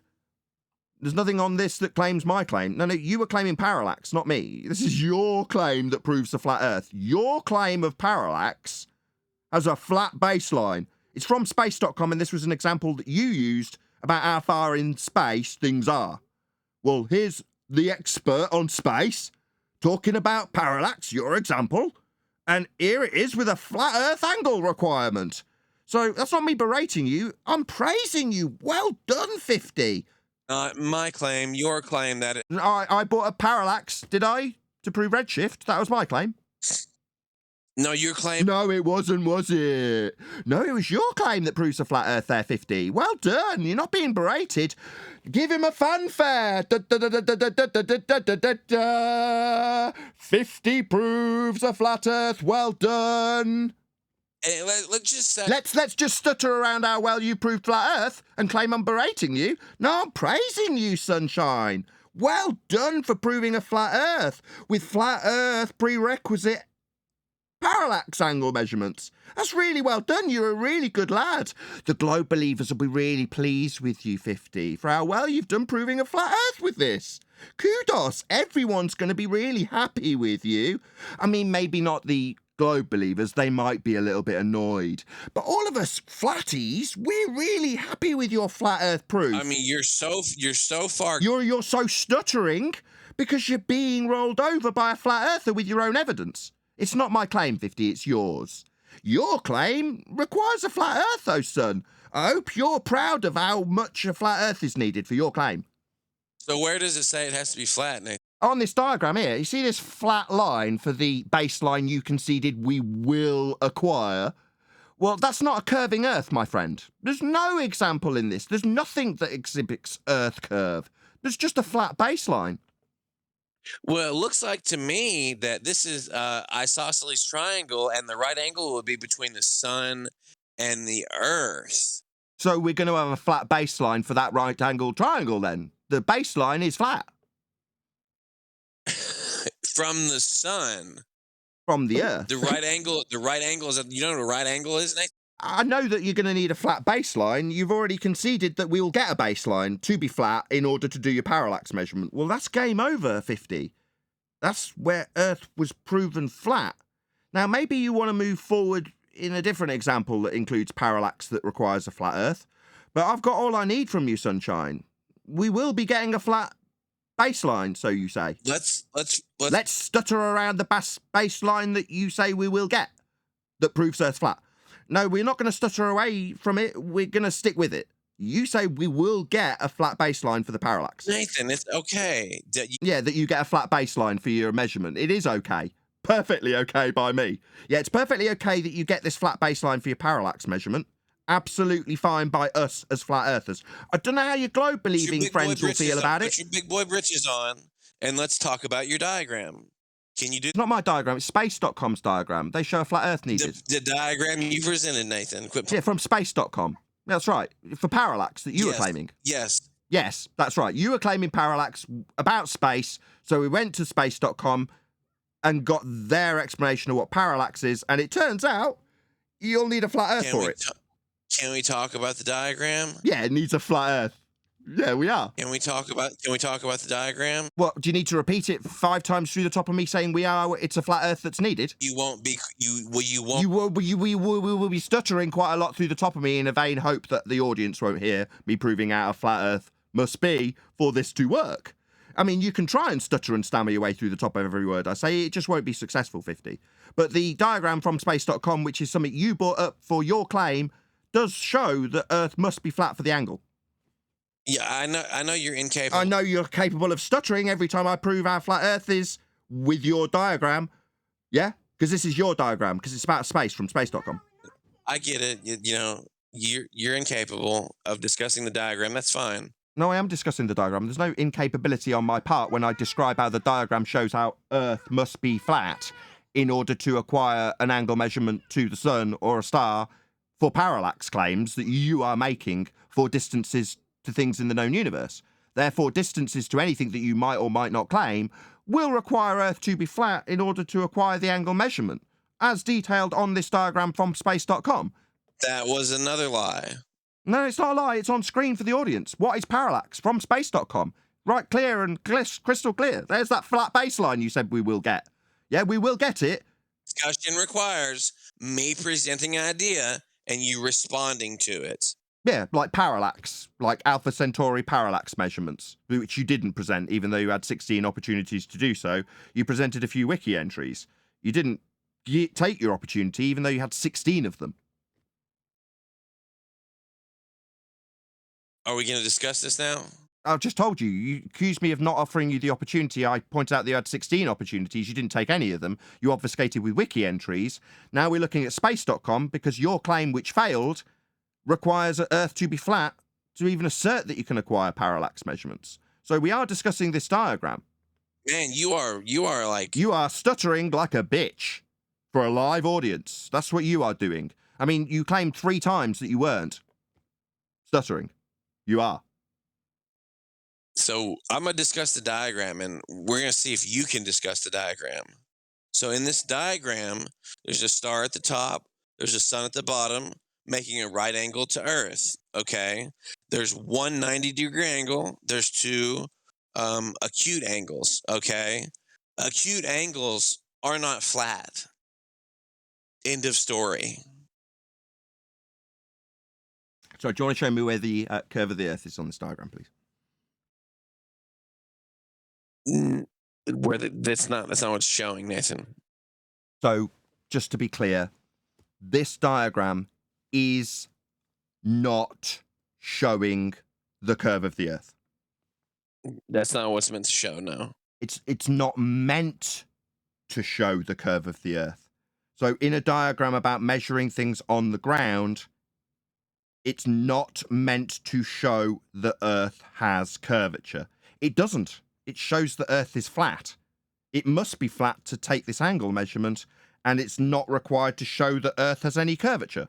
Okay, we're all clear. Have you ever heard of? Have you ever heard about this showing that Earth was curved? Oh no! You're stuttering. No. Are you going to show me how this ever shows Earth as being curved along the ground? You know, do you have an example that has a curved baseline as opposed to one that shows Earth being measured flat from space.com? Yes. Go on then, let's see the one that has a curved baseline for this angle measurement. Let's see that. I estimate that this will take 20 attempts to not get it. You can make a flat surface on the Earth, Nathan. Well, that wouldn't be a curved surface that I'm asking you to go and get. We know we can make a curved surface, you say? Let's see that. Because I already know it can be flat and must be flat. You know it too, as you've just disclaimed. Human. That's what he's doing through the top of me, by the way. Every time I close this line, he's hoping to throw me off by repeating the same thing over and over and over again so that nobody in the audience, or in this case in Discord, can actually hear anything that I retort with. It's just his repetition over and over again of whatever he's decided he's going to interrupt me with. I'd like to say because you're saying you can't make a flat surface on it. It is flat in this diagram. I asked you if you could show me one that had curved. You told me the diagram didn't need curve. Where we're at is me asking you to get one that does have curve. Well, there in this diagram, it has the Earth as a tiny little bitty marble that's curved. Can you show me that in the diagram, please? What do you mean show you that? How am I supposed to? What kind of an idiot doesn't understand what show means? Did you not understand what the word show means? I asked you earlier to show, and you said it wasn't there. I'm looking at this on my computer. Yeah, that's fascinating. I'm looking at it on my projector screen. Meanwhile, it's a flat Earth that I'm looking at, and when asked earlier if there was any Earth curve in it, you said no, it wasn't needed. So we don't need Earth curve in this. Okay, you claim Earth's curving. Can you get me one that does have Earth curve? This one does have Earth curve, Nathan. Where's that? Can you show me where that is in this diagram, please, given you've already disclaimed it doesn't? Where the Earth is. I didn't say it doesn't, Nathan. Oh, well, if it does, can you show it me? Where you want me to show it to you at? Well, you want me to show me the show me the Earth curve in this diagram. On what? Nathan, we have a using minute. what means? Using eyeballs, please. The Earth. Nathan, if I may, it's the equatorial plane in the picture on both sides. It's not coming from the surface. Just zoom in. To the left, there's the sun, there's the right angle, there's the Earth, there's the star. Okay. So, on Earth right there, if you notice, that's an acute angle. Angle? So flat Earth required then? Acute, obtuse, who cares? It's an angle off a flat baseline, isn't it, 50? Yeah? So why are you telling me about how flat this baseline must be? It's not a curved line along the base. You need a flat surface to measure an acute angle. So to measure an angle, we need Earth to be flat. Really? So well, that's what you've just told me. To measure an acute angle, we need a straight, flat baseline. Facts. So if I go out to my... So why not acknowledge how Earth must be flat? What if I could prove... What if you could acknowledge Earth was flat with this flat Earth elevation, flat Earth parallax angle measurement? What if you could acknowledge that, 50? Maybe you could acknowledge it rather than just parroting your same nonsense through me? Would you like to... Would you like to stop stuttering through the top of every word I say and perhaps acknowledge how this has no Earth curve in it and it is demonstrating how this parallax measurement does require Earth to be flat? Could you acknowledge that? It does not. It does. It's on screen now for the audience. Is it the same diagram? Yeah, same diagram, just bigger. Yeah, you can laugh it up, sunshine. Earth is flat. You show my video. What video? I mean, we had 16 attempts for you to provide videos, to provide citations, to provide measurements of parallax to Alpha Centauri. 16 opportunities not enough for you? Maybe it was me stopping you. I'm going to whip up a demonstration right now to show you. Rip it up. All right. We whipped up a flat Earth elevation. I keep calling it elevation. A flat Earth parallax measurement proof from your example prior. I mean, earlier you told us that we could get the distances to the heliocentric stars in the universe from a parallax measurement. And just to conclude, 50, you were definitely wrong about that. What you can actually do with a parallax measurement, if you were to infer that you've got parallax to Alpha Centauri, which I still assert you will never provide me with, and if you did, we'd be taking it apart based on its margin of error within the measurement of the accuracy of the machines that we use to give you it, you still need a flat Earth to do it. So that's where my conclusion comes from. What makes you think you need a flat Earth to do it? It's on screen now from space.com. See, they show how the angle, the bottom bit, the baseline, this line here, it's not curving. If it was curving, that's your base, that's the ground, then it wouldn't be an angle measurement. Earth must be flat in order to acquire this angle. So you believe, Nathan, if you believe you can't measure an acute angle from a curved baseline. Yeah, if one of those lines is curved because Earth's curved, it will not give you an angle. That's not a belief. That's a statement of absolute fact. No, Nathan. No, Nathan. You can just show me how you can get an elevation angle measurement from a curved baseline and we'll all be cushy.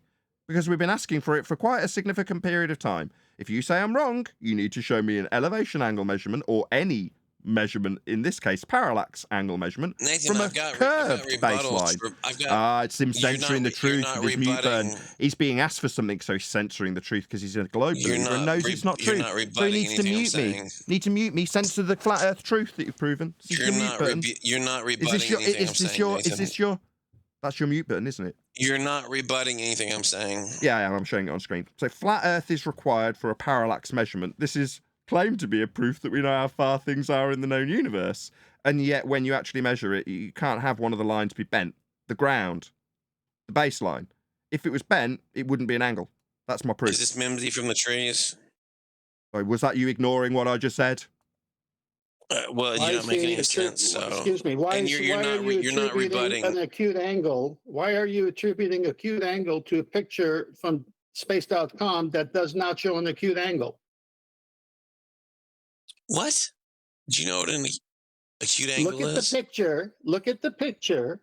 It's either an isosceles or an equilateral triangle. It's not an acute triangle in that picture. The measurement is coming from the center of the Earth, the equatorial plane, as you can see the baseline cutting through the Earth between the hemispheres, not the surface. Kurt. Let's see. Hold on just 1 second. Yeah, use your eyes next time. Yeah, indeed.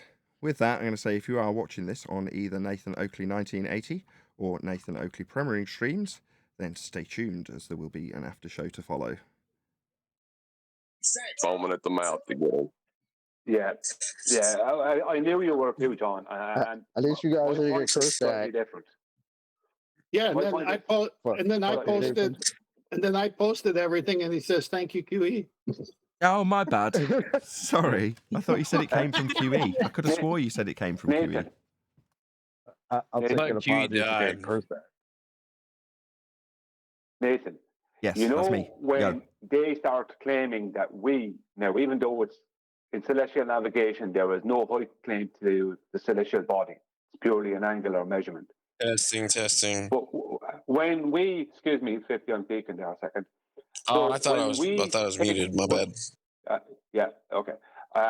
Well, you should go on mute now. You'll know you're muted when you're on mute. When we take an elevation angle to a celestial body, let's just say, and a straw man that we're handed with that because they was our opposition 50 that used to try and hand us in the past was two angles from two different positions on a flat plane to a celestial body at the same time, right? Now, I know parallax is done slightly different with time-wise, but it's still the same exact thing.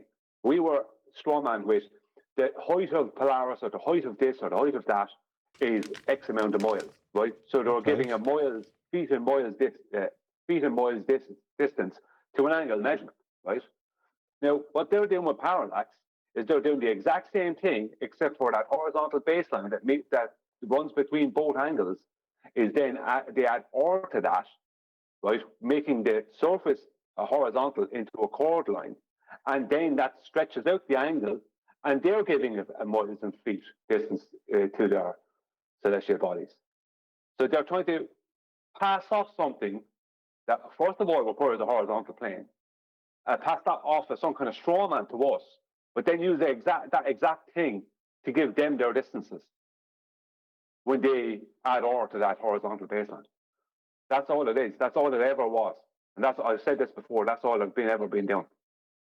So whatever 50 is going to come up with, he must remember he can never straw man us again with that same argument. If they're going to use parallax, if they're going to use parallax as some kind of a proof of something, which it isn't, it only proves a flat plane, then you can't say we should have feet and miles distance to a celestial body via an elevation angle, because that's what they're using for their parallax. Nathan, What about what if I do a live? Hang on. Sorry, go Let ahead. Chocolate speak. Go ahead. Nathan, do you see a screen recording posted in Master B? Yeah, do you want me to play it? Yeah, It's the right angle. Nobody mentioned the right angle, you dumb fuck. Well, that would make it flat, Nathan. Sorry, why did you bring up a flat? Right angle, that would make it flat. That's interesting. Do we use right angles in celestial Talking about navigation? the sun, dude. It's the right angle. Nobody mentioned the right angle, you dumb fuck. Well, that would make it flat, Nathan. Sorry, why did you bring up a flat? Thank you. I'm getting cut up out of context. That's cute. Unorthodox. Did you think after all these years you'd come in here and actually prove flat Earth? I mean, did you think that was going to happen? That's bugged out, isn't it? Oh, of course. And I figured think you guys took were it totally out receptive of about change context? everybody's That's mind. literally you. That's literally you saying a right angle would make it flat. How's that out of context? You're not understanding what I said, Chocolate. Oh, In I the didn't. diagram. I didn't. I wasn't the one let me sitting here explain this to listening you, to it. okay? Let me explain this to you. In the diagram that was showed on the screen, there's a sun, and then there's a direct line down on the screen, and there's a right angle to the left, and there's a right angle to the right. Both of those point to the Earth. So the right angles I'm talking about are the ones that are drawn down from the sun over to the Earth, and then from Where's the Earth there's observer an at acute unorthodox? angle back Where's up to the sun. Unorthodox? Is the observer on the sun or on the Earth? On the sun. The observer's on the sun. Yeah. You know we have people on the sun? Hang on, I gotta hear. Hang on. Go ahead, Tim. Where is the observer at? On the Earth, doing measurements to parallax in the sky, or is the observer on the sun? On the sun. Wow. and on the Earth. Go get some help.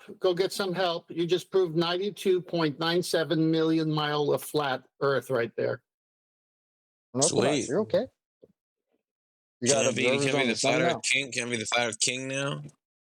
You got observers on the sun now, Unorthodox? Are you feeling all right? Yeah. I mean, we got a nice telescope going out there. What happened? We got a nice telescope on its way.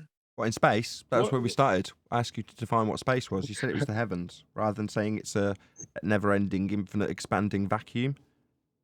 Okay. Not really. Well, you said it's on its way. I mean, it's not there yet, so there's no observers on the sun? Did you just lie again? Close enough within margin. Okay, here's the margin. Here's the margarine for you. Space.com. What is parallax? Parallax is the observed displacement of an object caused by the change of the observer's point of view. Where are observers? Are they on the Earth? Are the observers on Earth or on the sun? On the Earth, dude. Well, then why'd you say the sun? Because the sun's part of the diagram. The observer is getting the angle from the Earth, and it's coming from the equatorial plane, which is a flat baseline, not the curve of a dingleberry surplus to requirement. You can make a flat surface on Earth.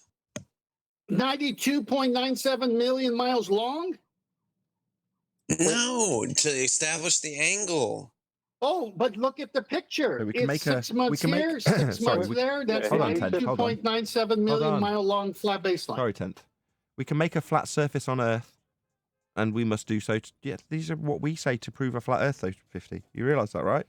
That you can design a flat Earth, or I'm sorry, not that you can design a flat Earth. That you can design a flat surface on Earth. You say that proves a flat Earth. That's like me. That's like me saying, "Oh, I can design a sphere on Earth. Therefore, the Earth is the sphere." Unorthodox. Can you get an angle from a curved baseline? Is that why you're making? You can. A flat baseline?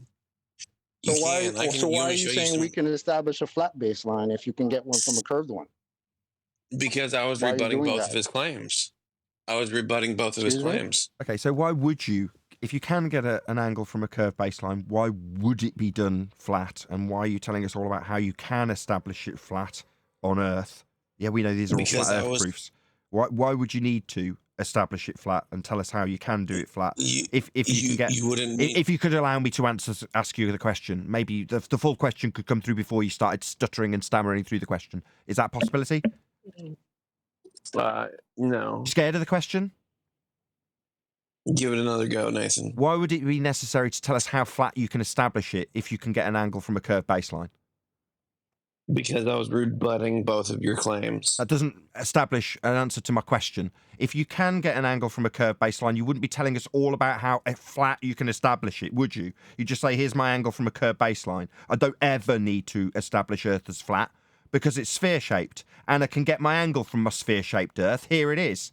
Instead, you're telling us all about how you can do it flat, how it must be flat, how we will establish a horizontal baseline. These are all flat Earth proofs. Do you not understand English, Nathan? That's a fantastic rebuttal. Meanwhile, Earth is being measured flat and you damn well know it. And you can't get an angle from a curve because it wouldn't be an angle. You're stupid. You're an idiot. You're a globe believer. So you think angles can come from curves, making you stupid. You want me to show you? Oh, you want me to show you how stupid you are? You don't get angles from curves. You said you could. You're wrong. It must be flat and you tell us how you can establish it flat because it must be flat to get an angle, making your assertion that you can get an angle from a curve wrong. Well, let me show you some CAD I don't want to hear anything.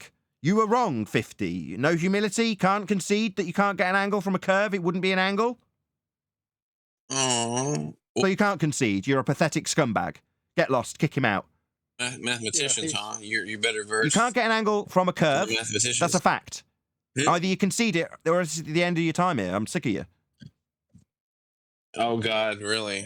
Yeah, you can't get an angle from a curve. That's a fact. You're saying you can. Can I show you documentation?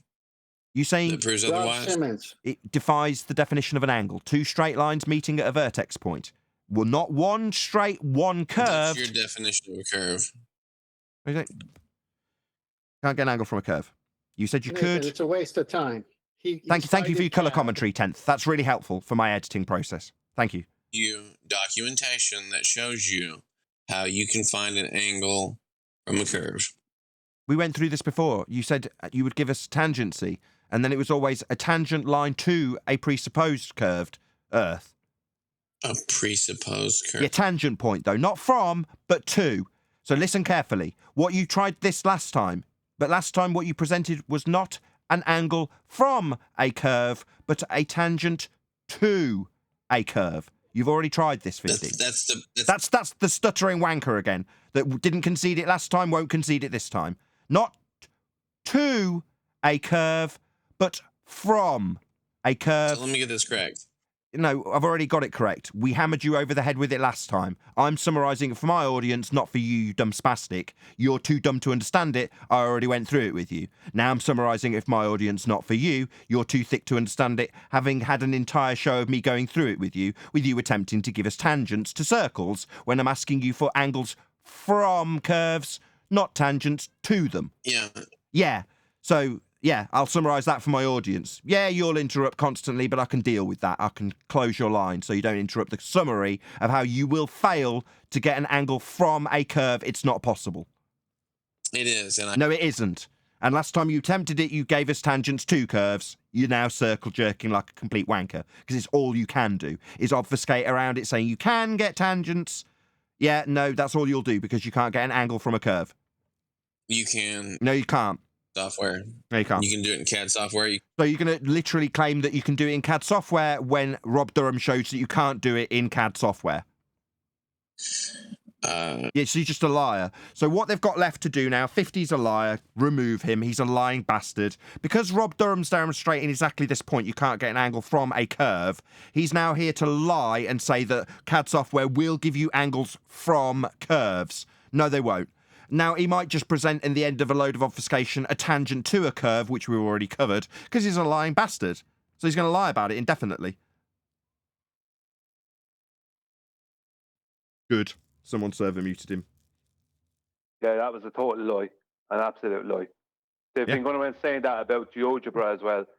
And I showed in a video how you can't do that in GeoGebra, no matter how small the distance you make for the baseline. And I also played Rob's video showing how it can be done in CAD, because it's not possible. An angle is two straight lines, not one straight line and one curved line. That was a total and utter lie. It's hilarious, huh? I got to ask Zanuck and Unorthodox the same question. If you could get an angle from a curved surface, why are you using a flat one? Yeah, good call. The 2 points that the two observers, or if it's the same observer or 2 different times of the year, they're taking those angles, these angles to this celestial body. Those 2 points are connected by a straight line. That straight line is the surface of Earth, right? Mean sea level. All they're doing is turning that into a chord line by adding R value, their unmeasured R value to it, and then claiming, which extenuates the angle, the distance that the angle stretches to, and then they're using that chord line and those 2 angle lines from it and giving that miles and inches distance. That's all they're ever doing. But yet they try and straw man us all the time with these angles to celestial bodies, and we should know the height of the celestial body and be using trigonometry. Trigonometry in celestial navigation. You know, Brian, where's the right angle? Because that would make it flat. Sorry. Yeah, but see, this is the thing. Yeah, but see, even prior to celestial navigation, I can show you videos from going way back into 2016, where they're bringing out this nonsense. How if they took 2 angles from a horizontal baseline to the same celestial body, it would make it this height based off of using trigonometry. Whereas we don't claim any height to the celestial bodies, they do. And how they get the height to their celestial bodies is not just by using the horizontal plane, but they add their R value, which is unmeasured, turn that horizontal plane into a chord line, and then they give those 2 angle lines, those 2 hypotenuse lines, they give them a miles and feet distance. That's what they do, yet they try and straw man us with it. It's worse than that. They're using the summer and winter solstice times for that angle measurement. And that's when the sun moves from the equator 23.5 north or 23.5 south, and then does its circuit again until the equinoxes. All right, so that distance is over the Earth, and we know the sun is much lower in the winter time in the northern part of Earth. So what they ascribe to that is an orbit, and then that orbit distance would make it 92.96 million miles a flat plane for them to measure what it looks like from the summer solstice and then again measure at the winter solstice, when really the sun is just moving overhead 23.5 north and 23.5 south of the equatorial arbitrary line, which is the sun's circuit, the middle, the equinoxes. And this is where they have to use the equatorial plane. This is the EQ Mount telescope, the vernal equinox date, where Earth has to be flat. in order to get all their star maps to work. It's so many things wrong with it. It's crazy. But 10th, where's the right angle? Because that would make it flat. Well, it is a right angle if you want it to be a right angle, because that's how celestial navigation is done. But if you're going to use that picture, if you refer to it again, it's showing you an orbit around the sun, and it's saying that orbit distance is over 92 million miles, and it's showing you either an isosceles or equilateral triangle. So not an acute angle, as he said. There was no acute angle in this picture. In fact, the acute angle is in celestial navigation prior to height of eye correction, to where it becomes a right angle, because you got to get it level with the surface of the sea, where there is no dip correction. And Brian knows that too. And that I would don't make it know. flat. Sorry, I'm just going to keep saying that today because that's hilarious to me. Well, let me make a correction. It's an obtuse angle that needs to be made into a right angle by the height of eye correction, because you need a flat baseline. They must constantly use equinox because that way and admittedly by them, their equatorial plane extends out into the celestial plane, which gives them a bigger flat baseline. Because in reality, we deal with a bigger flat baseline than what our equatorial plane can produce. Right on. But that's their mistake. By making it that big and bringing in orbits, they have to extend it to something it's not. He said he said that he was trying to establish a flat baseline because he wanted to rebut our points. Isn't that our point? He said there were people on the sun as the observers. I'm not even worried. Let's get to that next. The rebuttal to us is, yeah, you can establish a flat baseline on Earth. How are you rebutting us with our own shit? I don't get it. How are you doing that? The guy's Maybe a look waste up of the time. definition of rebuttal. Guy just crashed the show. Waste of time. Fun for a little bit, but then waste of time. But you know what? You know what I just said? Can I say something? I was going to say, although he seemed to be a clown that was just trying to push buttons and everything, but due to his persistence to deny and resist the truth, it got the opportunity for people just signing in, tuning in, and people listening that may not have gotten it to hear the reiterated version with hyperspecificity from Nathan, reiterating and explaining. So that's the optimistic part I look at. He did deny the truth when he said, "Where's the right angle?" Because that would make it flat. Right. But it allowed that's Nathan not to denying keep the truth. Yeah, I know. You know what I mean? I'm just saying it kept on allowing Nathan to keep reiterating the same thing. So it's almost like it's stamped. So nobody can have an excuse now, whoever listens to this show, or go back and listen to it later on. D-Rose, we've been doing that for 7-8 years. The same, these clowns would come like this on a daily basis, and hasn't made a dent in the ones that have brain damage. Yeah. This is also one of the clowns that came in and repeated that the Lake Pontchartrain Bridge is a monument to Earth's curvature. So I'll always remember this guy. you know who he reminds me of? You know, he reminds me of anybody watching American Idol. There's always those contestants that know they're not talented. They just go on the show just to get the 15 minutes of fame and make a complete fool of themselves just to be seen and heard, just to hear their voice. That's what he is. He has no argument, but he wants to get on the show just to say he was on the show. That's what I get out of it. Because I mean, can you be that dumb? Well, he used to come on. He used to hang in here on a regular basis. He disappeared. This is what they do. When he was hanging in here on a regular basis, he was actually more tolerable. You could have more conversation. He wasn't always easy, but you could literally, I remember Nathan being able to ask him his opinion on something another bowler who's in would say, right? But now he disappeared for a while, And he came back sometime, it disappeared for a while, I don't know how long, a year or so. And he came back after being hanging around with a load of ballers. And he has this new arrogant attitude. But arrogance is all they've got because they've got no evidence. Because if I have evidence, I don't need to be arrogant because the evidence speaks for itself. I don't need arrogance. I can just be confident in my evidence. So when Nathan asked him, this is for anyone who's new to the situation, when Nathan asked him originally, okay, get me some support, some evidence for this measurement you're saying via parallax to Alpha Centauri, and he went around in circles and come up with wiki stuff about parallax, and then some other thing that's detailing Alpha Centauri, that wasn't parallax measurement to Alpha Centauri, because he doesn't have anything. All he has is an arrogant attitude. Come on, Brian. Sorry? I'm not carrying it around in my back pocket.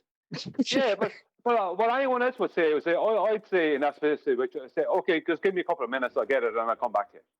And Nathan would go, okay, or whatever, okay. Then I'd go and I'd get it, and I'd come back. You know what I mean? I wouldn't keep on going around in circles because I don't have the thing that I said I have. Right, because Globers will carry around globe proof in their back pocket. Nathan, can you go to the blown up image of that picture that shows line of sight in January and line of sight in July? Brian, look at this with me. Is this in Master? Yeah. I just took the picture and blew it up. The one where it's got the sun in the middle and the Earth in January and the Earth in July in their model, their pseudo model. Tell me when you. Just give me a moment. Yeah. Maybe Nathan's getting coffee.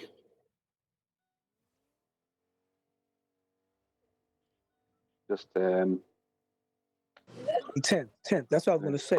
That's what I was going to say, 10. I love the I love the pictures you were sending, 10. And I was saying, I'm not giving the benefit of the doubt. I'm not giving anybody leeway. But do you think if he would have saw those things that you were showing on Master B like I did, not that I needed it for the proof, but he would have understood where his argument was he's going to fight. Conceding? No, he's going to fight no matter what. These are zombies who die and come back again.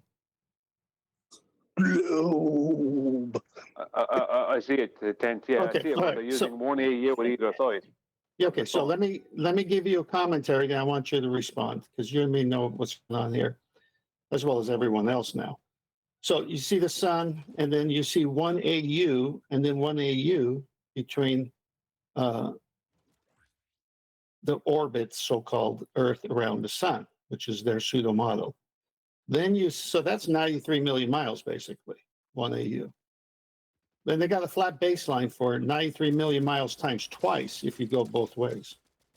Then you see an angle formed from the center of the Earth rather than the surface of the Earth from both sides of the picture. So the equatorial plane, because they need a flat baseline. Then you see the star in question, line of sight in July to the right and line of sight in January to the left. So it's the same star at different times of the year. Then you see a dotted line, okay? And what's that dotted line make that triangle a right angle triangle? You see the angle measurement at the top between the sun and the dotted line. And where the sun is at the base, that would be a right angle. And you see that bluish circle disk, all flat, just like that astronomy site that said, hey, if you want to understand equatorial mountain telescope, quit envisioning the Earth as a sphere, but imagine it as a disk throughout space, a flat disk. That's what they're showing here. Well, what they're actually showing is that two observers, one in January, one in July, taking an angle which would have to be like basically just basically 90 degrees or a 0 degree angle to a sunset, and another angle to a star that's appearing in the sky. That's actually what they're showing. If you want, that's in reality that's what they're showing. It's sunset and there's a star starting to show in the sky. So they're taking a 0 degrees to the sun, using that then, which is where the Earth is and the sun is. That's the that's the observer, right, to the GP of the sun. right? That's what that is, right? Using the horizon. And then they're taking an angle up to a star that's starting to appear in the sky because the sun is, because it's sunset. That's what they're actually doing. If that star is even appearing at that point. Because they can't use the sun if the globe Earth is turned away from it. Do you know what I mean? They have to, if you look at this diagram, they can't use the sun in this scenario unless it's at sunset at both times, which gives them a 0 degrees to the sun's GP. Then they're using the sun's GP, right, along with basically the horizontal between the person at the shore to the sun's GP, and then they're using another angle up to a star that should be appearing within their diagram above the sun at that time of evening. Now, I don't know if I see too many stars in the sky at sunset. I don't remember seeing too many stars in the sky at sunset. So whatever star this is, it has to be there above the sunset in January and July. There's so many things, good point. There's so many things wrong with this because they're trying to prove several things at one time. One is the orbit, the 1 AU. But if you're the observer on the Earth, you're not on the surface because the baseline is coming from the equatorial plane from both pictures. And then the GP of the star will be directly over the sun. And there's your 90. One of the most epitomized exemplary examples of stupidity, if I'm correct, he said, when asked, where is the observer? And he said, from the sun or on the sun. I would have hung up on him. Well, we did. And then he said, well, we got something going there. It will happen soon, basically. What it was indicating hasn't happened yet. But they drew a picture as if it was already there. But he only said that because if you listen to what I just said, that's the reason why he said that. Now, it could be just stupidity out of him as well. But if he was to relate that back to reality, then what I said is exactly what it would have to be. Right. So which including horizontal baselines. Yeah, you, truth, and reality backed him in the corner, and he became delirious, dumbfounded, and desperate, and just went. Well, it said at the bottom an outrageous claim, which is sorry, I think, but the observer is at the sun, because that's the only way. That's all he had at that point. Because if he tried to detail it any other way, he'd have to make a claim that someone's taking an angle to the horizon at sunset in 2 times of the year, January and July, and then another angle using that horizontal baseline to the GP point of the sun to get another angle to a star that should be appearing somewhere above sunset. Now, I don't remember seeing any stars above sunset ever. Not saying that they're not there, but I don't think I've ever noticed a star above sunset. Well, actually, Brian, if you look at the pictures, it's during broad daylight on both sides of the Earth. So it's not even sunset. So it's even worse. But the statement underneath the picture in the article itself says, Parallax enables astronomers to measure the distances of faraway stars by using trigonometry. Well, we know that's not true because the height of the star is not important in celestial navigation. It's the angular relationship. And the citing trigonometry destroys everything for them.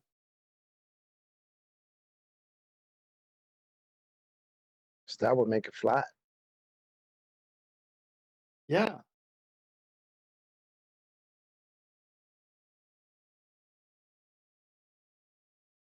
I don't know why anyone would even come here trying to disrupt the show to present how the Earth can't be a globe. I mean, just like hey, John, Brian, just like all trolls do for every show, whether it's the Candace Owens show, whether it's the Bruce Allen, or whatever show it is, that just to be that agitating, obnoxious opposition that makes no sense, just to be a distraction. That's all it is. But the good end of it, that I look at it again, it gives the opportunity for you guys to keep reiterating the facts, displaying it, demonstrating the examples. That way, whoever's listening that's either on his side or on the fence or on our side and just learning, they get to hear it in so many different aspects, the way you guys, express it. So, I mean, that's the good I look at it. Call Mr. Optimistic Oscar. I don't care, but that's how I'm looking at it. Because It's the right angle. Nobody mentioned the right angle, you dumb fuck. Well, that would make it flat, Nathan. Sorry, why did you bring up a flat? With that, I'm going to say another huge, massive, enormous thank you to both Discord and G+ panels for making today's after show possible. And of course, a massive thank you to all of you in either Nathan Oakley 1980 or Nathan Oakley premiering streams. Hopefully smashing the super chat, liking, commenting, sharing, subscribing, joining as a Nathan Oakley 1980 channel member, and all that good stuff. I've been Nathan Oakley, and I will see you all in the next video.